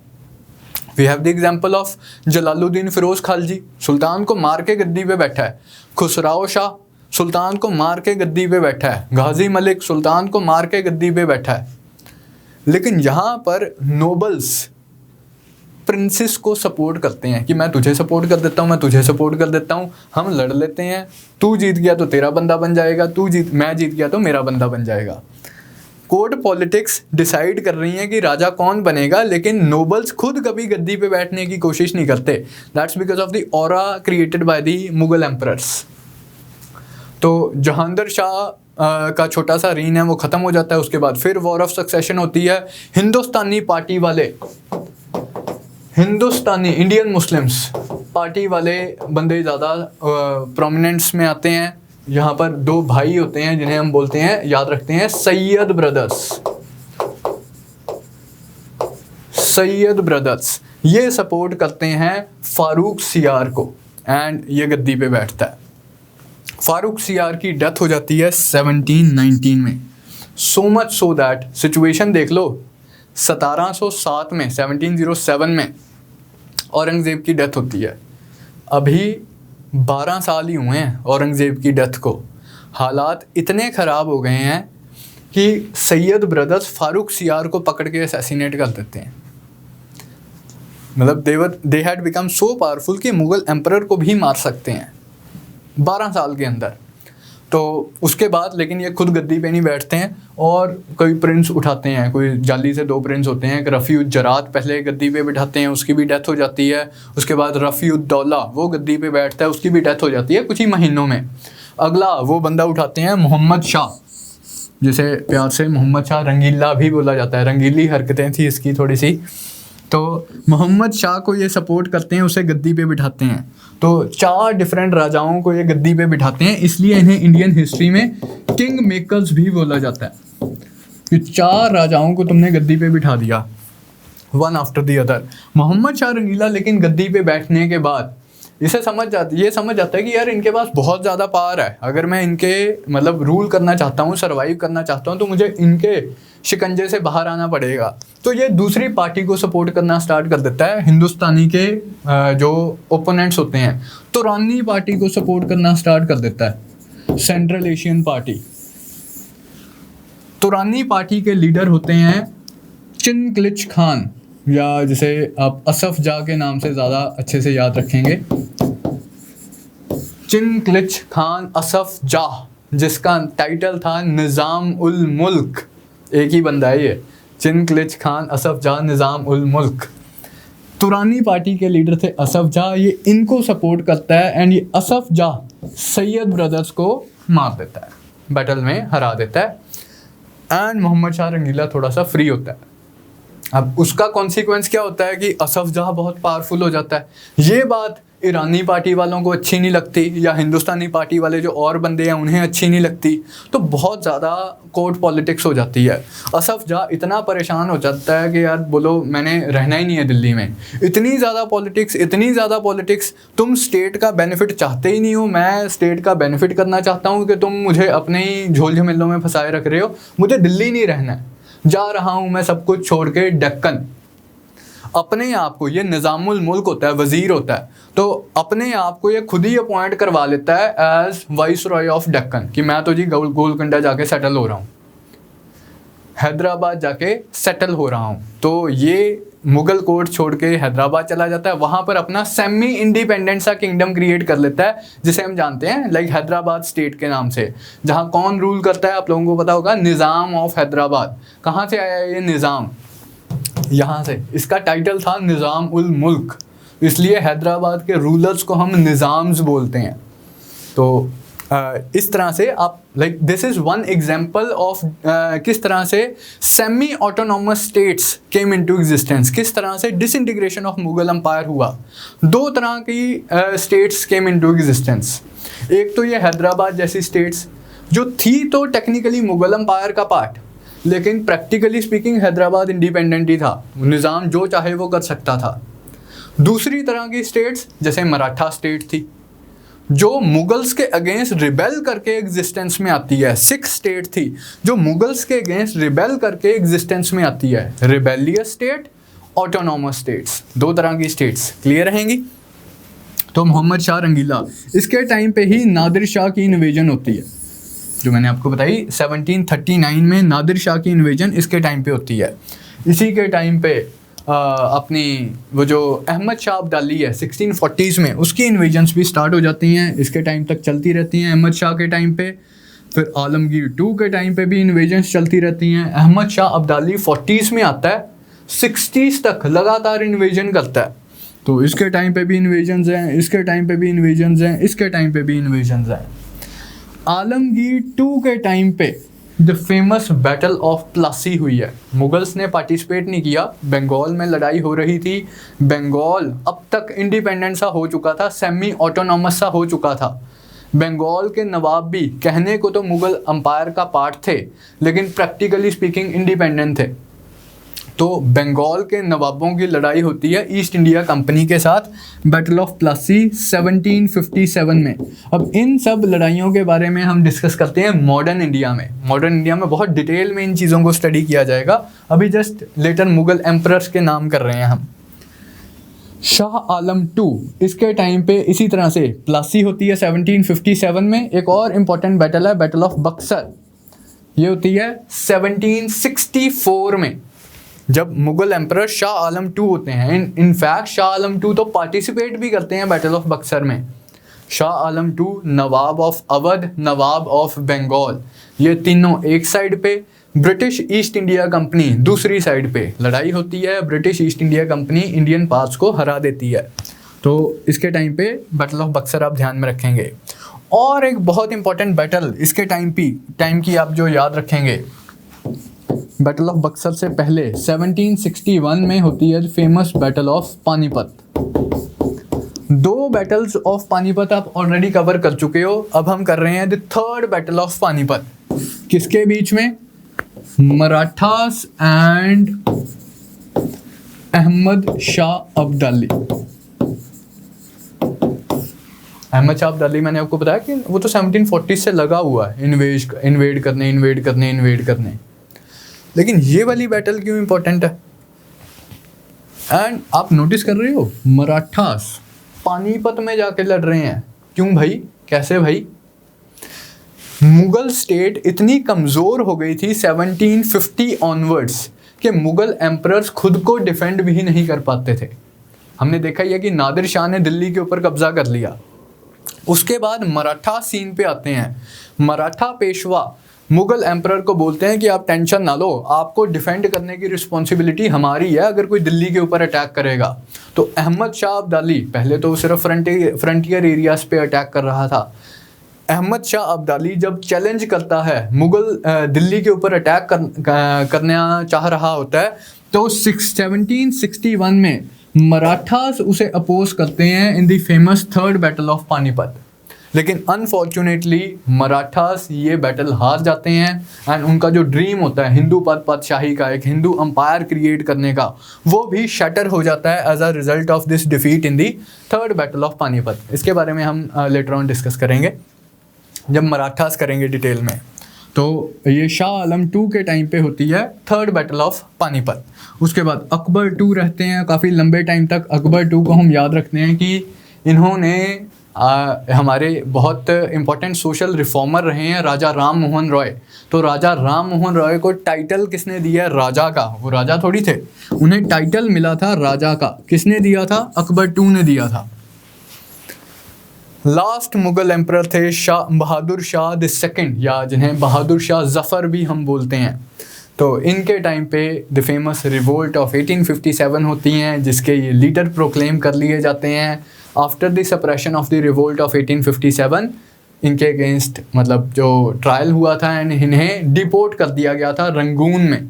तो वहीं रंगून में इनकी डेथ हो जाती है कुछ साल बाद। तो इसके बाद मुगल डायनेस्टी एक्सटिंग्विश कर दी जाती है। ब्रिटिश घोषित कर देते हैं कि अब there shall be no future Mughal emperor. तो ये लेटर मुगल्स हैं, जस्ट इनके नाम आप लोगों ने ध्यान में रखने हैं। ब्रीफ जो बातें मैंने आपको बताई हैं they would be more than sufficient. अब हम नेक्स्ट एस्पेक्ट्स पे आते हैं, cultural developments that took place during the Mughal period. मतलब पॉलिटिकल हिस्ट्री अपनी जगह पे है, वो जो एडमिनिस्ट्रेटिव इनका सेटअप था वो अपनी जगह पे है, कल्चरल डेवलपमेंट्स अपनी जगह पे हैं। इसमें हम 3 एस्पेक्ट्स के ऊपर डिटेल में थोड़ा सा डिस्कशन करेंगे, Mughal literature, Mughal paintings and Mughal architecture. As far as literature is concern तो कुछ बुक्स के नाम दिए हुए हैं, आपने ये सारी बुक्स याद रखनी है, आपके एग्जाम पॉइंट ऑफ व्यू से इंपॉर्टेंट है। किसी भी मुगल एम्परर ने अगर कोई किताब लिखी है वो हमारे लिए ज़रूरी हो जाएगी। सबसे पहली जो ढंग की किताब हमने याद रखनी है वो है तुजुक-ए बाबरी, जिसे बाबर नामा भी बोला जाता है, जिसे बाबर नामा भी बोला जाता है। ये चगताई तुर्की में लिखी गई बुक थी। ऑथर कौन था इसका? This was an autobiography of Babur. This was an autobiography of Babur. तो Babur himself was the author of this book. Mughal empire, उसके बाद हुमायूं का टाइम आता है। हुमायूं का आपको पता है किस्मत काफ़ी ख़राब होती है, काफ़ी भटकता वगैरह है। इसके रेन के ऊपर बुक लिखी जाती है हुमायूं नामा, लेकिन पर्शियन भाषा में। Humayun onwards Persian was the court language. Persian was the most important language during the Mughal period. बस ये बुक चगताई तुर्की में लिखी जाती है, बाकी मोस्ट ऑफ द बुक्स हमारी पर्शियन में लिखी गई हैं। तो हुमायूं नामा, ये हुमायूं की sister Gulbadan Begum was the Gulbadan Begum wrote Humayun की बायोग्राफी हुमायूं नामा। उसके बाद आता है हमारा अकबर का पीरियड। लेकिन अकबर का पीरियड करने से पहले हुमायूं एंड अकबर के बीच में आता है शेर शाह सूरी का टाइम। शेर शाह सूरी का टाइम। इसके टाइम की 2 किताबें आप लोग ध्यान में रखेंगे। एक तो तारीखे शेर शाही, तारीखे शेर शाही। इसका राइटर कौन है? अब्बास खान सारवानी। अब्बास खान सारवानी रोट तारीखे शेर शाही। एक इसी के टाइम पे लिखी गई किताब है पद्मावत। जिसने इतनी सारी कंट्रोवर्सी क्रिएट कर दी। पद्मावत रिटन बाय मलिक मोहम्मद जैसी। मलिक मोहम्मद जैसी हिंदी में लिखी गई ये किताब थी पद्मावत। ये दो किताबें आप शेरशाह सूरी के टाइम की ध्यान में रखेंगे। ठीक है, अब आते हैं हम अकबर के टाइम पे। अकबर की जो ऑफिशियल हिस्ट्री थी, ऑफिशियल हिस्टोरियन थे अकबर के अबुल फजल। अबुल फजल हमने शेख मुबारक किया था जिन्होंने मजहर ड्राफ्ट किया था, उनके ही बेटे थे अबुल फजल। ये कोर्ट हिस्टोरियन ऑफ अकबर थे। ये लिखते हैं अकबर नामा, the official history of Akbar's time. इसी अकबर नामे का अपेंडिक्स है आयन अकबरी। ये इसे हम सेपरेटली भी बुक स्टडी कर सकते हैं, आयन अकबरी। इसमें डेटा, फैक्ट्स एंड फिगर्स वगैरह दिए हुए हैं, वो हमारे 10 साला सिस्टम वाले। तो Akbarnama and Ain Akbari written by Abul Fazl. फिर फाइजी, ये इनकी सुपरविजन में काफ़ी Sanskrit works were translated into Persian. Sanskrit and Hindi के काफ़ी वर्क्स इन्हें ट्रांसलेट किया गया था पर्शियन में, जैसे कि Razmnama. This was the Persian translation of Mahabharata. Mahabharata की पर्शियन ट्रांसलेशन है रज़्मनामा। ये फैज़ी की सुपरविजन में किया गया। ऐसा नहीं कि फैज़ी ने खुद की है, फैज़ी इंचार्ज थे तो एक टीम ऑफ ट्रांसलेटर्स थी, उन्होंने ट्रांसलेट की है, हेडेड बाय फैज़ी। तो इस तरह से और भी काफ़ी सारी बुक्स ट्रांसलेट की गई हैं, जैसे रामायण भी की गई थी ट्रांसलेट। वो जो ओरिजिनल कॉपी थी वो तो सर्वाइव नहीं की है, लेकिन लेटर ऑन उसकी कॉपीज़ वगैरह अवेलेबल हैं। फिर जहांगीर की ऑटोबायोग्राफी थी तुजुके जहांगीरी, तुजुके बाबरी, तुजुके जहांगीरी। इसे बाबर नामा भी बोलते हैं, इसे जहांगीर नामा भी बोलते हैं। ये इन्होंने खुद ही लिखी है। शाहजहां के टाइम के कोर्ट हिस्टोरियन थे अब्दुल हमीद लाहौरी एंड इनायत खान। इन्होंने लिखी है बादशाह नामा, इनायत खान ने लिखी है शाहजहां नामा। तो ये दो इंपॉर्टेंट बुक्स हैं जहांगीर शाहजहां के टाइम की। शाहजहां के बेटे थे दारा शिकों, जो कि आर्ट एंड आर्किटेक्चर को इन जनरल ही काफ़ी ज़्यादा प्रमोट करते थे। इनकी फेमस बुक है Majma ul Bahrain, the meeting of two oceans. किस तरह से हिंदुज़म एंड इस्लाम को कंबाइन किया जा सकता है, हिंदूज़ एंड मुस्लिम से एक कॉमन कंपोजिट कल्चर डेवलप कर सकते हैं। मजमा उल बहरैन। एक इन्होंने उपनिषाद्स को ट्रांसलेट किया था पर्शियन में। Upanishads were translated into Persian under the heading Sirr Akbar. सिरे अकबर उपनिषाद्स की ट्रांसलेशन है, मजमा उल बहरैन इनकी ओरिजिनल बुक है। फिर मुगल्स के टाइम पे रीजनल लैंग्वेजेस को भी बूस्ट मिला है, जैसे कि बंगाली, उड़िया, राजस्थानी, गुजराती, पंजाबी। मतलब ऐसा नहीं कि मुगल्स ने कुछ इंटेंशनली किया है, इन जनरल रीजनल एरियाज में ये लैंग्वेजेस डेवलप हो रही थी। Hindi also like develop during this period. दो फेमस पोइट्स थे हिंदी के इस पीरियड में, तुलसीदास, सूरदास, मीराबाई, उनकी ही कंपोजिशन इस टाइम पे की गई है। इन जनरल भक्ति सेंट्स ने रीजनल लैंग्वेजेस को प्रमोट किया है, हिंदी को प्रमोट किया है। जैसे चैतन्य महाप्रभु बंगाल रीजन के जो भक्ति सेंट थे, उनकी कंपोजिशंस की वजह से बंगाली लैंग्वेज को बहुत बूस्ट मिला है। तो ये सारी आप लिटरेचर के पॉइंट ऑफ व्यू से जो डेवलपमेंट्स हैं उनको ध्यान में रखेंगे। अब हम बात करेंगे मुगल स्कूल ऑफ पेंटिंग की। लास्ट हमने पेंटिंग्स की बात की थी पालास के केस में, उससे पहले हमने अजंता एलोरा की मुराल पेंटिंग्स की थी, जो वॉल्स के ऊपर, केव वॉल्स के ऊपर पेंटिंग्स बनाई जाती थी, या टेंपल वॉल्स के ऊपर पेंटिंग्स वगैरह बनाई जाती थी, जैसे बृहदेश्वरा टेंपल वगैरह में हमने देखा था बहुत बड़े स्केल पे। लेकिन पाला पेंटिंग्स की जब हमने बात की थी तो हमने किया था कि वो मिनिएचर पेंटिंग्स हैं, वो मिनिएचर पेंटिंग है, छोटे स्केल के ऊपर की गई पेंटिंग्स हैं, पाम लीव्स के ऊपर की गई पेंटिंग्स हैं। यहाँ पर मुगल्स के केस में पेपर के ऊपर की गई पेंटिंग्स हैं। आर्ट ऑफ पेपर मेकिंग इस टाइम पर इंडिया में आ चुका था, तो पेपर के ऊपर की गई पेंटिंग्स, बुक्स वगैरह, जो ढेरों सारी बुक्स हमने अभी पढ़ी हैं। अकबर ने क्या किया कि इन बुक्स के इलस्ट्रेटेड वर्जन्स बनाने का ट्रेडिशन स्टार्ट किया। क्या करा कि बोरिंग सी ब्लैक एंड वाइट किताबें नहीं मेरे को अच्छी लगती, बढ़िया फोटोएं होनी चाहिए ताकि पढ़ने का मन करे। अकबर खुद तो खैर पढ़ नहीं सकता था, उसे लोग पढ़ के ही सुनाते थे।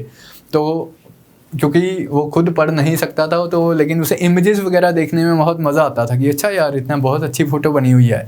तो अकबर ने क्या किया कि एक तस्वीर खाना इस्टेब्लिश किया, एक कारखाना इस्टेब्लिश किया, एक स्टूडियो इस्टेब्लिश किया, जहाँ पर उसने बहुत सारे पेंटर्स को रिक्रूट किया एंड ये काम दिया कि भाई आप बुक्स को इलस्ट्रेट करो, बढ़िया बढ़िया लाइक इस तरह से पेंटिंग्स वगैरह करके इलस्ट्रेटेड वर्जन्स ऑफ बुक्स बनाना चाहिए। अगर मेरे टाइम की हिस्ट्री लिखी जा रही है, अकबरनामा लिखा जा रहा है एंड उसमें ये बताना है कि अकबर ने आगरा फोर्ट कंस्ट्रक्ट करवाया, तो उसकी एक फ़ोटो भी बना दो। अगर ये बताना है कि एम्परर हंटिंग का शौकीन था, एक बार यहाँ पर हंटिंग पे गया, वहाँ पे ये हुआ, तो साथ में एक सीन भी बना दो। तो इलस्ट्रेटेड मैन्यूस्क्रिप्ट्स बनाई गई थी अकबर के टाइम पे। तो मिनिएचर पेंटिंग्स थी, मिनिएचर पेंटिंग्स में भी किस तरह की पेंटिंग्स बनाई जाती थी, इलस्ट्रेटेड मैन्यूस्क्रिप्ट्स वगैरह बनाई जाती थी, ओरिजिनल बुक्स लिखी जाती थी। और आप इसके मुगल पेंटिंग्स के बारे में ध्यान में रखोगे कि ये जो पेंटिंग्स थी they were mostly confined to the royal court. ऐसा नहीं है कि इन जनरल ही आर्ट ऑफ पेंटिंग बहुत प्रेवलेंट थी, रॉयल कोर्ट तक ही ये सीमित थी। Initially the paintings were inspired by the Persian style, लेकिन इवेंचुअली इंडियन स्टाइल भी इसे इन्फ्लुएंस करता है, इंडियन इन्फ्लुएंसेस भी ये अब्जॉर्ब करता है। उसका कारण ये था कि जब स्टार्ट की हुई मुगल पेंटिंग्स तो पर्शियन पेंटर्स ने आके इंडिया में स्टार्ट की। हुमायूं जब वापस आता है तो अपने साथ 2 पर्शियन पेंटर्स को लेके आता है, ख्वाजा अब्दुस सामद एंड मीर सैयद अली। वो शाह तमस्क के पास गया होता है, उसको बोलता है कि यार मुझे तेरे पेंटर्स बहुत पसंद आए, इन 2 बंदों को मैं लेके जाऊंगा। शाह तमस्क बोल देता कि चल यार ले जा, कोई टेंशन नहीं है। तो पर्शियन पेंटर्स ने मुगल स्कूल स्टार्ट किया होता है। लेटर ऑन इंडियन पेंटर्स भी रिक्रूट किए जाते हैं, वो Indian style, Indian influences, Indian themes के ऊपर पेंटिंग्स बनाना स्टार्ट कर देते हैं। तो इस तरह से पर्शियन एंड इंडियन आर्ट का सिंथेसिस है मुगल पेंटिंग्स। एंड पेंटिंग्स के अगर हम थीम्स को देखें तो काफ़ी हद तक हमें ये इनसे they are one way of judging the socio political realities as well. जैसे कि एक उदाहरण के तौर पे जो कोर्ट सीन्स डिपिक्ट किए जाते हैं पेंटिंग्स में, कभी भी उन कोर्ट सीन्स में विमेन नहीं डिपिक्ट की जाती।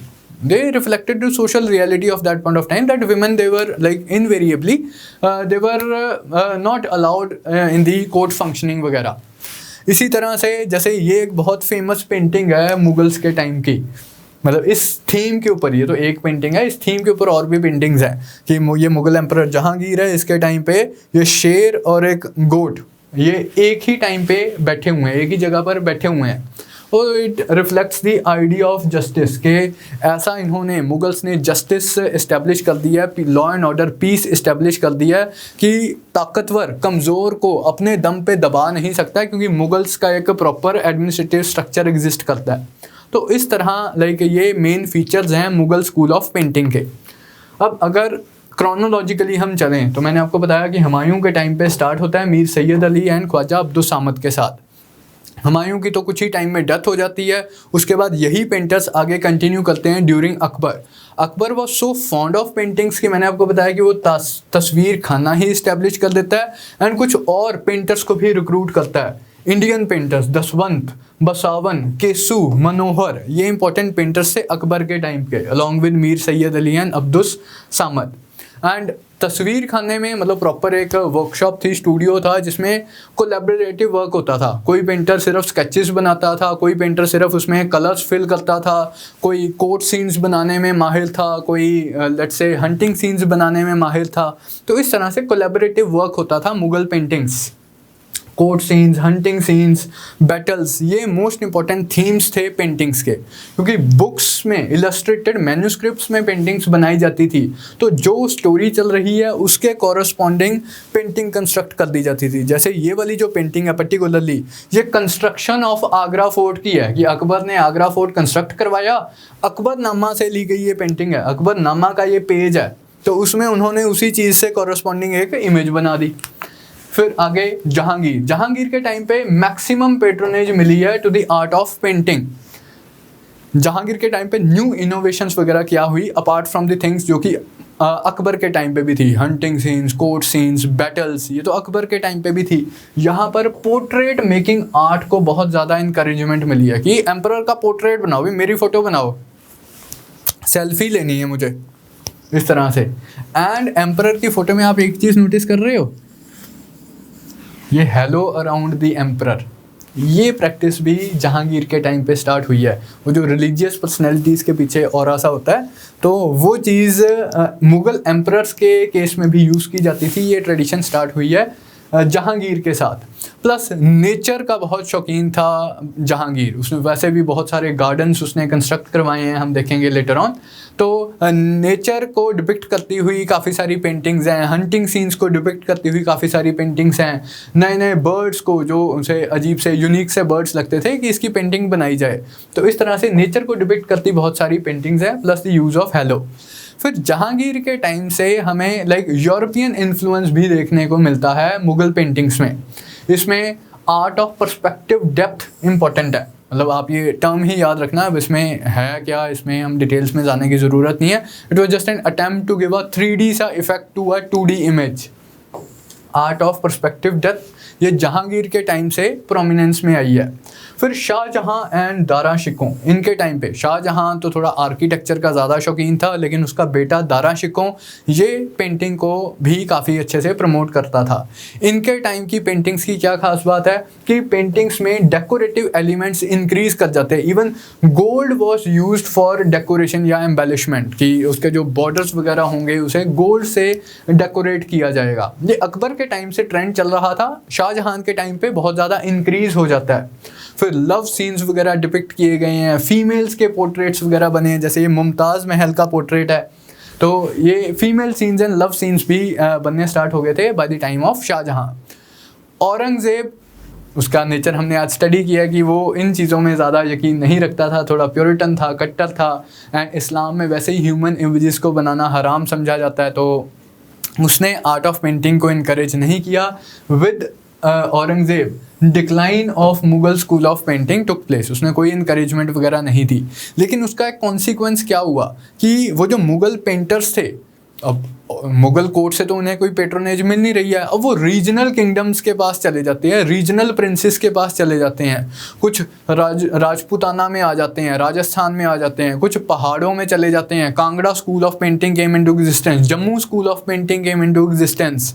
इसी तरह से कुछ डेक्कनी सल्तनत्स के पास चले जाते हैं, डेक्कनी सुल्तान्स के पास चले जाते हैं, तो Deccani school of paintings came into existence. तो रीजनल जो पेंटिंग स्कूल्स है they came into existence after the decline of Mughal school of paintings.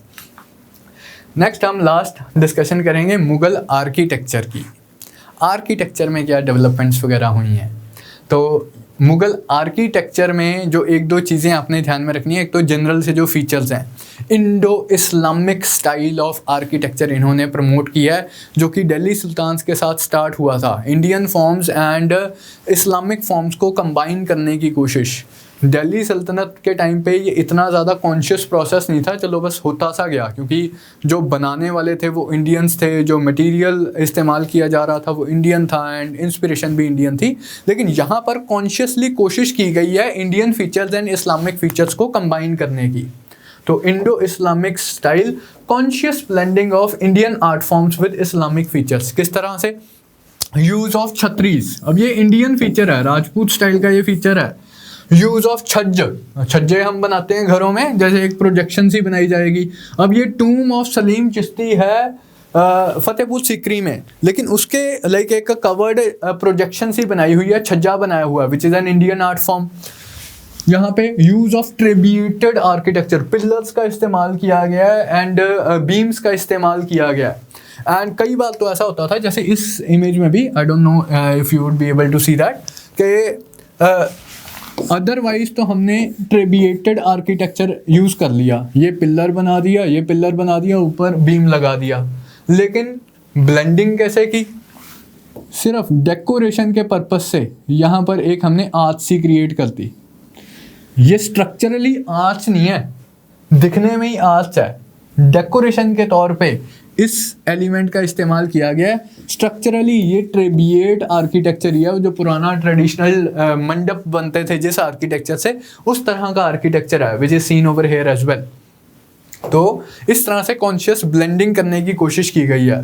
Forts बने हैं, पैलेसेस बने हैं, मॉस्क बने हैं, टूम्स बने हैं, जस्ट लाइक पुराने वाला दिल्ली सल्तनत वाला period. Apart from that garden laying के ऊपर भी बहुत एम्फेसिस दिया है, पर्टिकुलरली मुगल एम्परर जहांगीर ने, इन जनरल सभी ने। जो टूम्स वगैरह कंस्ट्रक्ट होते थे गार्डन्स के बीच में ही कंस्ट्रक्ट होते थे, जिसे हम बोलते हैं कि 4 बाग स्टाइल ऑफ टूम लेइंग का इस्तेमाल किया जाता था। 4 पार्ट्स में डिवाइडेड बाग होते थे, या इंडिपेंडेंट गार्डन्स भी होते थे, जैसे निशात गार्डन्स हैं कश्मीर में, जहांगीर ने कंस्ट्रक्ट करवाए हैं, या टूम्स वगैरह। जैसे इस तरह ये 4 बाग स्टाइल की मैं बात कर रहा था कि एक फाउंटेन्स की रो जाएगी, क्रिस क्रॉस होगी, 4 पार्ट्स में डिवाइड कर दिया जाएगा। तो 4 बाग style of tomb laying, garden laying. सबसे पहली बिल्डिंग जो हम ध्यान में रखेंगे वो है हुमायूं का मकबरा at Delhi. UNESCO world heritage site है Humayun's tomb at Delhi. 4 Bagh style में कंस्ट्रक्ट किया गया है। Use of red sandstone, use of yellow sandstone and white marble का इस्तेमाल किया गया है। एंड इस बिल्डिंग को प्रोटोटाइप ऑफ ताजमहल भी बोला जाता है। प्रोटोटाइप ऑफ ताजमहल भी बोला जाता है हुमायूंस टूम को। इसके अलावा एक और बिल्डिंग है जिसे प्रोटोटाइप ऑफ ताजमहल बोला जाता है, वो है इत्मादुद्दौला टूम। उस पर मैं बाद में आऊँगा। 2 बिल्डिंग्स है जिसे बोला जाता है प्रोटोटाइप ऑफ ताजमहल, एक है हुमायूंस टूम, दूसरा है इत्मादुद्दौला टूम। इससे पहले बाबर का मकबरा कहाँ है? बाबर इनिशियली ही was buried at Aram Bagh in Agra. He was buried at Aram Bagh in Agra. Later on इनकी ग्रेव शिफ्ट कर दी गई थी। इन्हें इंडिया का मौसम कभी पसंद नहीं आया था, ये हमेशा काबुल ही इन्हें अच्छा लगता था, तो इनकी ग्रेव शिफ्ट कर दी गई थी आराम बाग इन काबुल। उसके बाद हुमायूं का मकबरा ये कंस्ट्रक्ट करवाया है हुमायूं की विडो हाजी बेगम ने। हुमायूं की विडो हाजी बेगम ने अकबर के टाइम पे ये कंस्ट्रक्ट करवाया। हुमायूं की तो अनटाइमली डेथ हो गई थी, तो अकबर के टाइम पे उसकी मिसेस ने कंस्ट्रक्ट करवाया ये। नेक्स्ट शेरशाह सूरी का टाइम आता है। शेरशाह सूरी के टाइम की आप 2 बिल्डिंग्स ध्यान में रखेंगे। एक तो पुराना किला, ये दिल्ली में जगह है पुराना किला इन दिल्ली, ये शेरशाह सूरी ने कंस्ट्रक्ट करवाया। दूसरा शेरशाह सूरी का अपना टूम, ये कहाँ है शेरशाह सूरी का टूम? सासाराम इन बिहार। सासाराम बिहार में पूरी शेरशाह की फैमिली का टूम है। दिस पर्टिकुलर टूम इज शेरशाह's अपना टूम एट सासाराम इन बिहार। फिर अकबर के टाइम की बिल्डिंग एक्टिविटीज़ पे आते हैं। अकबर ने सबसे पहले तो बहुत सारे फोर्ट्स कंस्ट्रक्ट करवाए हैं, जैसे this is the red fort eight Agra. आपको ये क्वेश्चन आया कि रेड फोर्ट किसने कंस्ट्रक्ट करवाया, तो आगे पहला पूरा स्टेटमेंट पढ़ लेनी है। रेड फोर्ट एट आगरा पूछा है या रेड फोर्ट एट दिल्ली पूछा है। Red fort eight Agra was constructed by Akbar and this is the Allahabad fort, जो कि अकबर ने ही कंस्ट्रक्ट करवाया। तो और भी ढेरों सारे फोर्ट्स इसने कंस्ट्रक्ट करवाए हैं, जैसे लाहौर फोर्ट काफ़ी हद तक जो प्रेजेंट लाहौर फोर्ट है वो अकबर ने ही उसे कंस्ट्रक्ट करवाया है। एग्जिस्ट वो पहले से करता था, लेकिन प्रेजेंट वाला काफ़ी हद तक अकबर ने ही कंस्ट्रक्ट करवाया है। तो बहुत सारे फोर्ट्स कंस्ट्रक्ट करवाए गए हैं। हर फोर्ट में कुछ स्टैंडर्ड सी बिल्डिंग्स होती थी, दीवाने आम, दीवाने खास, प्लस जो गैरिसन्स तो होती थी, आर्मरी होती थी, जो फोर्ट का अपना पर्पस है। लेकिन अगर फोर्ट पैलेस कम्प्लेक्स है तो उसमें दीवाने आम, दीवाने खास तो डेफिनेटली ही होता था। दीवाने आम is the hall of public audience, कि जहाँ पर राजा आम लोगों से मिलता था। दीवाने खास जो प्राइवेट ऑडियंस का हॉल है, जहाँ पे राजा सिर्फ अपने नोबल से मिलता था, अपने मनसबदारों से मिलता था। तो ये आप ध्यान में रखेंगे। फिर अकबर के टाइम का अगर आर्किटेक्चर पॉइंट ऑफ व्यू से बात की जाए तो सबसे मार्वलस वर्क है फतेहपुर सिकरी। अकबर अपने एक न्यू कैपिटल कंस्ट्रक्ट करवाता है जस्ट आउटसाइड आगरा, फतेहपुर सिकरी। फतेहपुर सिकरी की बिल्डिंग्स को हम 2 पार्ट्स में डिवाइड कर सकते हैं।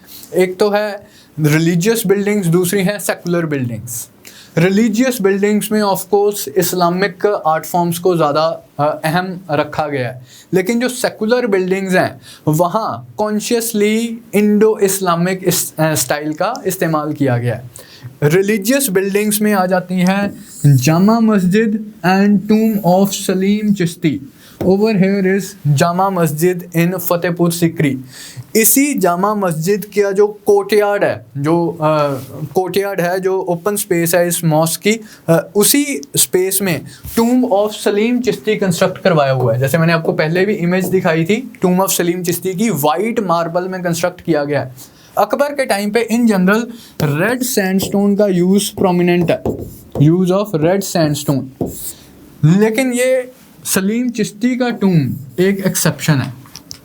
यहाँ हमने पहले भी देखा था, सलीम चिश्ती का टूम वाइट मार्बल में कंस्ट्रक्ट किया गया है। ये कहाँ लोकेटेड है? फतेहपुर सीकरी में, एंड वहीं पे ही मतलब जामा मस्जिद वाले कोर्टयार्ड में ही। सलीम चिश्ती ये वो सूफ़ी सेंट थे चिश्ती सिलसिला के जिनकी ब्लेसिंग से अकबर को बेटा हुआ था, जिसका नाम भी उन्होंने सलीम ही रख दिया, जो फ्यूचर जहांगीर है।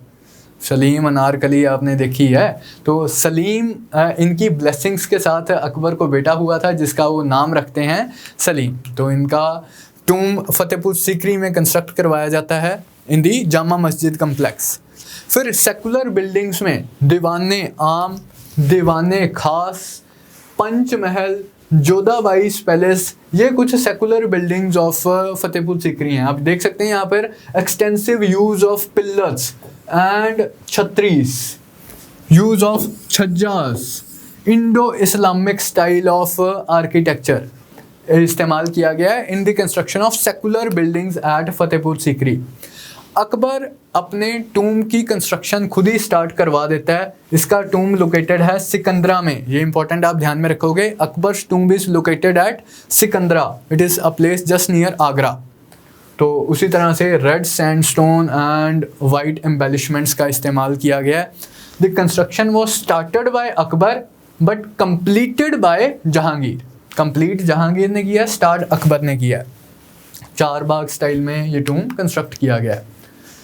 जहांगीर के टाइम पे मैंने आपको बताया कि बहुत सारे गार्डन्स ले किए गए हैं, गार्डन्स ले करने का शौकीन था। कश्मीर जाके ये खुली वादियों में एंजॉय करता था। कश्मीर का फेमस जो निशात बाग है ये इसने कंस्ट्रक्ट करवाया है। शालीमार गार्डन्स इसने कंस्ट्रक्ट करवाए हैं कश्मीर में, और भी बहुत सारे ढेरों सारे गार्डन्स इसने कंस्ट्रक्ट करवाए हैं कश्मीर में। मुग़ल गार्डन्स, चश्मशाही, वेरी नाग में बहुत जगह पे मुग़ल गार्डन्स हैं कश्मीर में। तो Jahangir was Pioneer of garden laying in Kashmir. The famous Nishat and Shalimar gardens they were constructed by Jahangir.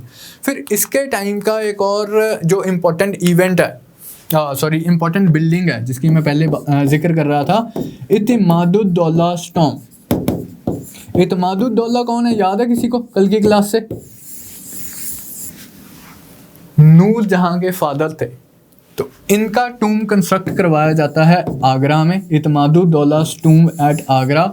इस टूम को भी बोला जाता है prototype of Taj Mahal along with Humayun's tomb. This tomb was also known as prototype of Taj Mahal. यहाँ पर मतलब पहली बार एक तो वाइट मार्बल का इस्तेमाल किया गया, पूरा का पूरा टूम ही वाइट मार्बल में कंस्ट्रक्ट किया गया जैसे सलीम चिश्ती का टूम था। दूसरा, यहाँ पर एक डेकोरेटिव टेक्निक का इस्तेमाल किया गया जिसे हम बोलते हैं पिट्रा डोरा। आप अगर ताजमहल आपने विजिट किया हो तो उसके ऊपर बहुत सुंदर कार्विंग्स वगैरह की गई हैं। उन कार्विंग्स में आज की डेट में तो सिर्फ हमें कार्विंग्स ही नज़र आती हैं। उन ज़मानों में precious and semi precious stones, James के साथ उन कार्विंग्स को एम्बेलिश किया जाता था, डेकोरेट किया जाता था कि एक इनग्रेविंग्स ही कर दिया, उन इनग्रेविंग्स में हमने जेम्स एंड प्रेशियस स्टोन्स भर दिए हैं। उस टेक्निक को बोला जाता था पिट्रा डोरा टेक्निक। तो ये टेक्निक पहले इतिमादुद्दौला के टॉम में दिखने को मिलती है, उसके बाद ताजमहल में तो इसका क्लासिक एग्जाम्पल है ही है। जहांगीर अपना खुद का टूम कंस्ट्रक्ट करवाता है शाहदरा नियर लाहौर। इसकी तबीयत ख़राब हो जाती है कश्मीर में, जब वो होता है तो लाहौर लाया जाता है इसे, वहाँ इसकी डेथ होती है। तो शाहदरा नियर लाहौर में ये जहांगीर का टूम है। Again you can see use of red sandstone as well as yellow sandstone and white marble. फिर the greatest building activity took place during the time of Shah Jahan. ये दिल्ली लाइक जो 7th of the Delhi construct करता है। हमने ढेरों सारी दिल्लियाँ की हैं। जो मुगल्स के टाइम पे कंस्ट्रक्ट की गई दिल्ली थी उसे हम बोलते हैं शाहजहानाबाद। जो आज के टाइम में जैसे आप ओल्ड दिल्ली बोलते हो, ओल्ड दिल्ली रेलवे स्टेशन, पुरानी दिल्ली जाना है, चांदनी चौक जाना है, ये शाहजहां द्वारा कंस्ट्रक्ट की गई दिल्ली है। ये वो शाहजहानाबाद है जिसकी आप बात करते हो जब आप बोलते हो कि मुझे ओल्ड दिल्ली जाना है। तो शाहजहानाबाद की कुछ important buildings, Jama Masjid, Red Fort the most iconic building of Delhi. Then Red Fort की कुछ इंपॉर्टेंट बिल्डिंग, ये दीवाने आम है। आपने फतेहपुर सीकरी का दीवाने आम देखा था, ये भी दीवाने आम of red fort eight Delhi. And you can see the use of pillars, you can see the use of foliated arches, जिनकी मैं बात कर रहा था। ये सिर्फ डेकोरेशन के पर्पस के लिए बनाई गई हैं, है ये pillars and beams he. Over here is the bath eight red fort, इसे हमाम बोलते हैं, बाथ को इन जनरली हमाम बोलते हैं। So this is the famous Hamam eight red fort. ये कुछ इंपॉर्टेंट बिल्डिंग्स हैं शाहजहानाबाद की, चांदनी चौक वाला जो एरिया, दैट्स शाहजहानाबाद वाला एरिया। द मोस्ट इम्पॉर्टेंट या मोस्ट आइकॉनिक बिल्डिंग जो शाहजहां ने कंस्ट्रक्ट करवाई है, that's of course Taj Mahal, built purely of white marble, symmetrical plain पे बना है। इसके आगे लाइक जो फाउंटेन्स की लेयर है, फाउंटेन्स की जो रो है वो इक्वल पार्ट्स में डिवाइड करती है पूरे कम्प्लेक्स को। सिमेट्री मेंटेन करने के लिए ये लेफ्ट साइड पे भी एंड राइट साइड पे भी दो मॉस्क कंस्ट्रक्ट करवाता है। ये वाली जो आपको हल्का सा शायद टॉप नज़र आ रहा हो, एंड जहाँ पर भी थोड़ा सा आपको टॉप नज़र आ रहा है, दोनों साइड पे मॉस्क कंस्ट्रक्ट करवाई जाती हैं just to maintain symmetry. White marble का इस्तेमाल किया गया है, पिट्रा डूरा डेकोरेशन टेक्निक का इस्तेमाल किया गया है। एंड इन फैक्ट जब शाहजहां की डेथ भी हुई थी, मैंने आपको बताया था कि शाहजहां को पहले इम्प्रिजन कर लेते हैं इसके बेटे औरंगज़ेब, आगरा फोर्ट में रखते हैं। तो उस जगह पे बोलते हैं कि मुझे वो वाला अपार्टमेंट मिले जहाँ से मैं ताजमहल को देख सकता हूँ। अपनी फेवरेट वाइफ मुमताज़ महल के लिए इन्होंने ये ताजमहल कंस्ट्रक्ट करवाया था। जब इनकी डेथ होती है तो ये रिक्वेस्ट करते हैं कि मुमताज़ महल के साथ ही मुझे बरी कर दिया जाए। तो Taj Mahal is the tomb of Mumtaz Mahal as well as Shahjahan. इसका जो टूम्ब है ये उस्ताद ईसा ने कंस्ट्रक्ट किया था। 22 साल लग गए थे इसे बनाने के लिए। 22,000 कहते हैं कि आर्टिसंस को एम्प्लॉय किया गया था इसे बनाने के लिए, एंड उसके बाद हाथ काट दिए थे, ऐसा बोला जाता है। अब सच 22 साल वाला तो शायद सच ना हो। तो उस्ताद ईसा आप याद रखेंगे, इन्होंने मेन डोम कंस्ट्रक्ट किया था। ये कौन सी बिल्डिंग है भाई जो कतई ताजमहल की जैसी सी लग रही है? ये है बीबी का मकबरा। कौन सी बीबी भाई?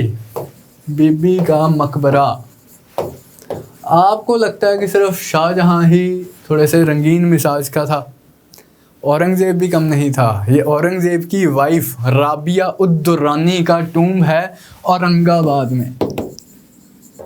राबिया उद दुर्रानी का टूम्ब है औरंगाबाद में। इसे बीबी का मकबरा बोलते हैं। इस टूम्ब को, इस स्ट्रक्चर को पुअर कज़न ऑफ ताजमहल भी बोलते हैं। ये डिज़ाइन तो इसका basically inspiration was from Taj Mahal, लेकिन उतना शानदार नहीं है जितना शानदार ताजमहल है, तो इसलिए इसे पुअर कज़न ऑफ ताजमहल भी बोलते हैं बीबी के मकबरे को। औरंगज़ेब का टूम्ब औरंगाबाद में ही है, लेकिन उसने रिक्वेस्ट किया था कि मेरे लाइक टूम्ब के ऊपर मतलब मेरी ग्रेव के ऊपर ऐसा कोई बिल्डिंग वगैरह बनाने की ज़रूरत नहीं है, कोई टूम्ब कंस्ट्रक्ट करवाने की ज़रूरत नहीं है, सिंपल ग्रेव में मुझे बैरी करना है। तो एक सूफ़ी सेंट का टूम्ब था, दरगाह थी उनकी, वहाँ पर औरंगज़ेब को बरी किया गया है औरंगाबाद में। तो औरंगज़ेब का टूम्ब भी औरंगाबाद में ही है। औरंगज़ेब की वाइफ बीबी का मकबरा का टूम्ब औरंगाबाद में है। उसके बाद मुग़ल आर्किटेक्चर का डिक्लाइन हो जाता है, तो ऐसा कोई ज़्यादा बिल्डिंग एक्टिविटी होती नहीं है लेटर मुग़ल्स के टाइम पे। औरंगज़ेब के टाइम की लेकिन दो मस्जिदें इंपॉर्टेंट हैं। ये है फेमस बादशाही मॉस्क एट लाहौर। बादशाही मॉस्क एट लाहौर। आप इस मॉस्क को देख लो, दिल्ली की जामा मस्जिद को देख लो जो कि शाहजहां ने कंस्ट्रक्ट करवाई है, या फतेहपुर सीकरी की जामा मस्जिद को देख लो जो अकबर ने कंस्ट्रक्ट करवाई है। तीनों मस्जिदें देखने में बिल्कुल सिमिलर टू ईच अदर हैं, ऑलमोस्ट लाइक, मतलब कई बार तो हमें इमेजेस देखें तो हमें पता भी ना चले कि कौन सी मस्जिद की बात हो रही है। तो बादशाही mask eight Lahore, Jama Masjid eight Delhi, Jama Masjid eight Fatehpur Sikri, तीन अलग अलग एम्परर्स ने कंस्ट्रक्ट करवाई हैं, सिमिलर सा डिज़ाइन है। ये कौन सी मस्जिद है? ये है मोती मस्जिद। कहाँ है ये? अब यहाँ पर थोड़ा सा कन्फ्यूजन है। दिस पर्टिकुलर मस्जिद इज मोती मस्जिद एट दिल्ली। दिल्ली में कहाँ? Moti Masjid eight red fort इन दिल्ली। रेड फोर्ट किसने कंस्ट्रक्ट करवाया? इसके पप्पा शाहजहां ने। रेड फोर्ट में मोती मस्जिद किसने कंस्ट्रक्ट करवाई है? औरंगजेब ने। ठीक है, एक और मोती मस्जिद है, वो है रेड फोर्ट एट आगरा में। रेड फोर्ट एट आगरा किसने कंस्ट्रक्ट करवाया है? अकबर ने। मोती मस्जिद एट आगरा किसने कंस्ट्रक्ट करवाई है? शाहजहां ने। तो शाहजहां ने आगरा वाली मोती मस्जिद बनवाई है, औरंगजेब ने दिल्ली वाली मोती मस्जिद बनवाई है। तो ये आप ध्यान में रखेंगे। तो इसके साथ हमारा जो मुग़ल आर्किटेक्चर वाला पूरा पोर्शन है कंप्लीट होता है। मुग़ल कल्चरल डेवलपमेंट्स हम रैप अप करते हैं इसके साथ। Paintings, literature and architecture important portion रहता है ये कल्चर वाला आपके एग्जाम के पॉइंट ऑफ व्यू से। तो आई होप आप लोगों ने एंजॉय किया होगा ये वाला पोर्शन। इससे पहले औरंगजेब भी आपने अच्छे से समझ लिया होगा कि क्या फैक्टर्स रिस्पॉन्सिबल थे डिक्लाइन ऑफ मुग़ल स्टेट के लिए, पर्टिकुलरली औरंगजेब की पॉलिसीज़ किस तरह से रिस्पॉन्सिबल थी डिक्लाइन के लिए। So that is all as far as today's class was concern. Thank you from my side. Hi, अगर आपको ये लेक्चर पसंद आया तो हमारे चैनल को सब्सक्राइब कीजिए, और अगर आप यूपीएससी 2021 के प्रीलिम्स के लिए सीरियस हैं तो हमारा क्रैश कोर्स जरूर ज्वाइन कीजिए। कोर्स की डिटेल्स आपको हमारी वेबसाइट, जिसका लिंक डिस्क्रिप्शन सेक्शन में होगा, उस पर मिल जाएंगी। नहीं तो आप हमें कॉल कर सकते हैं नीचे दिए गए नंबर पर।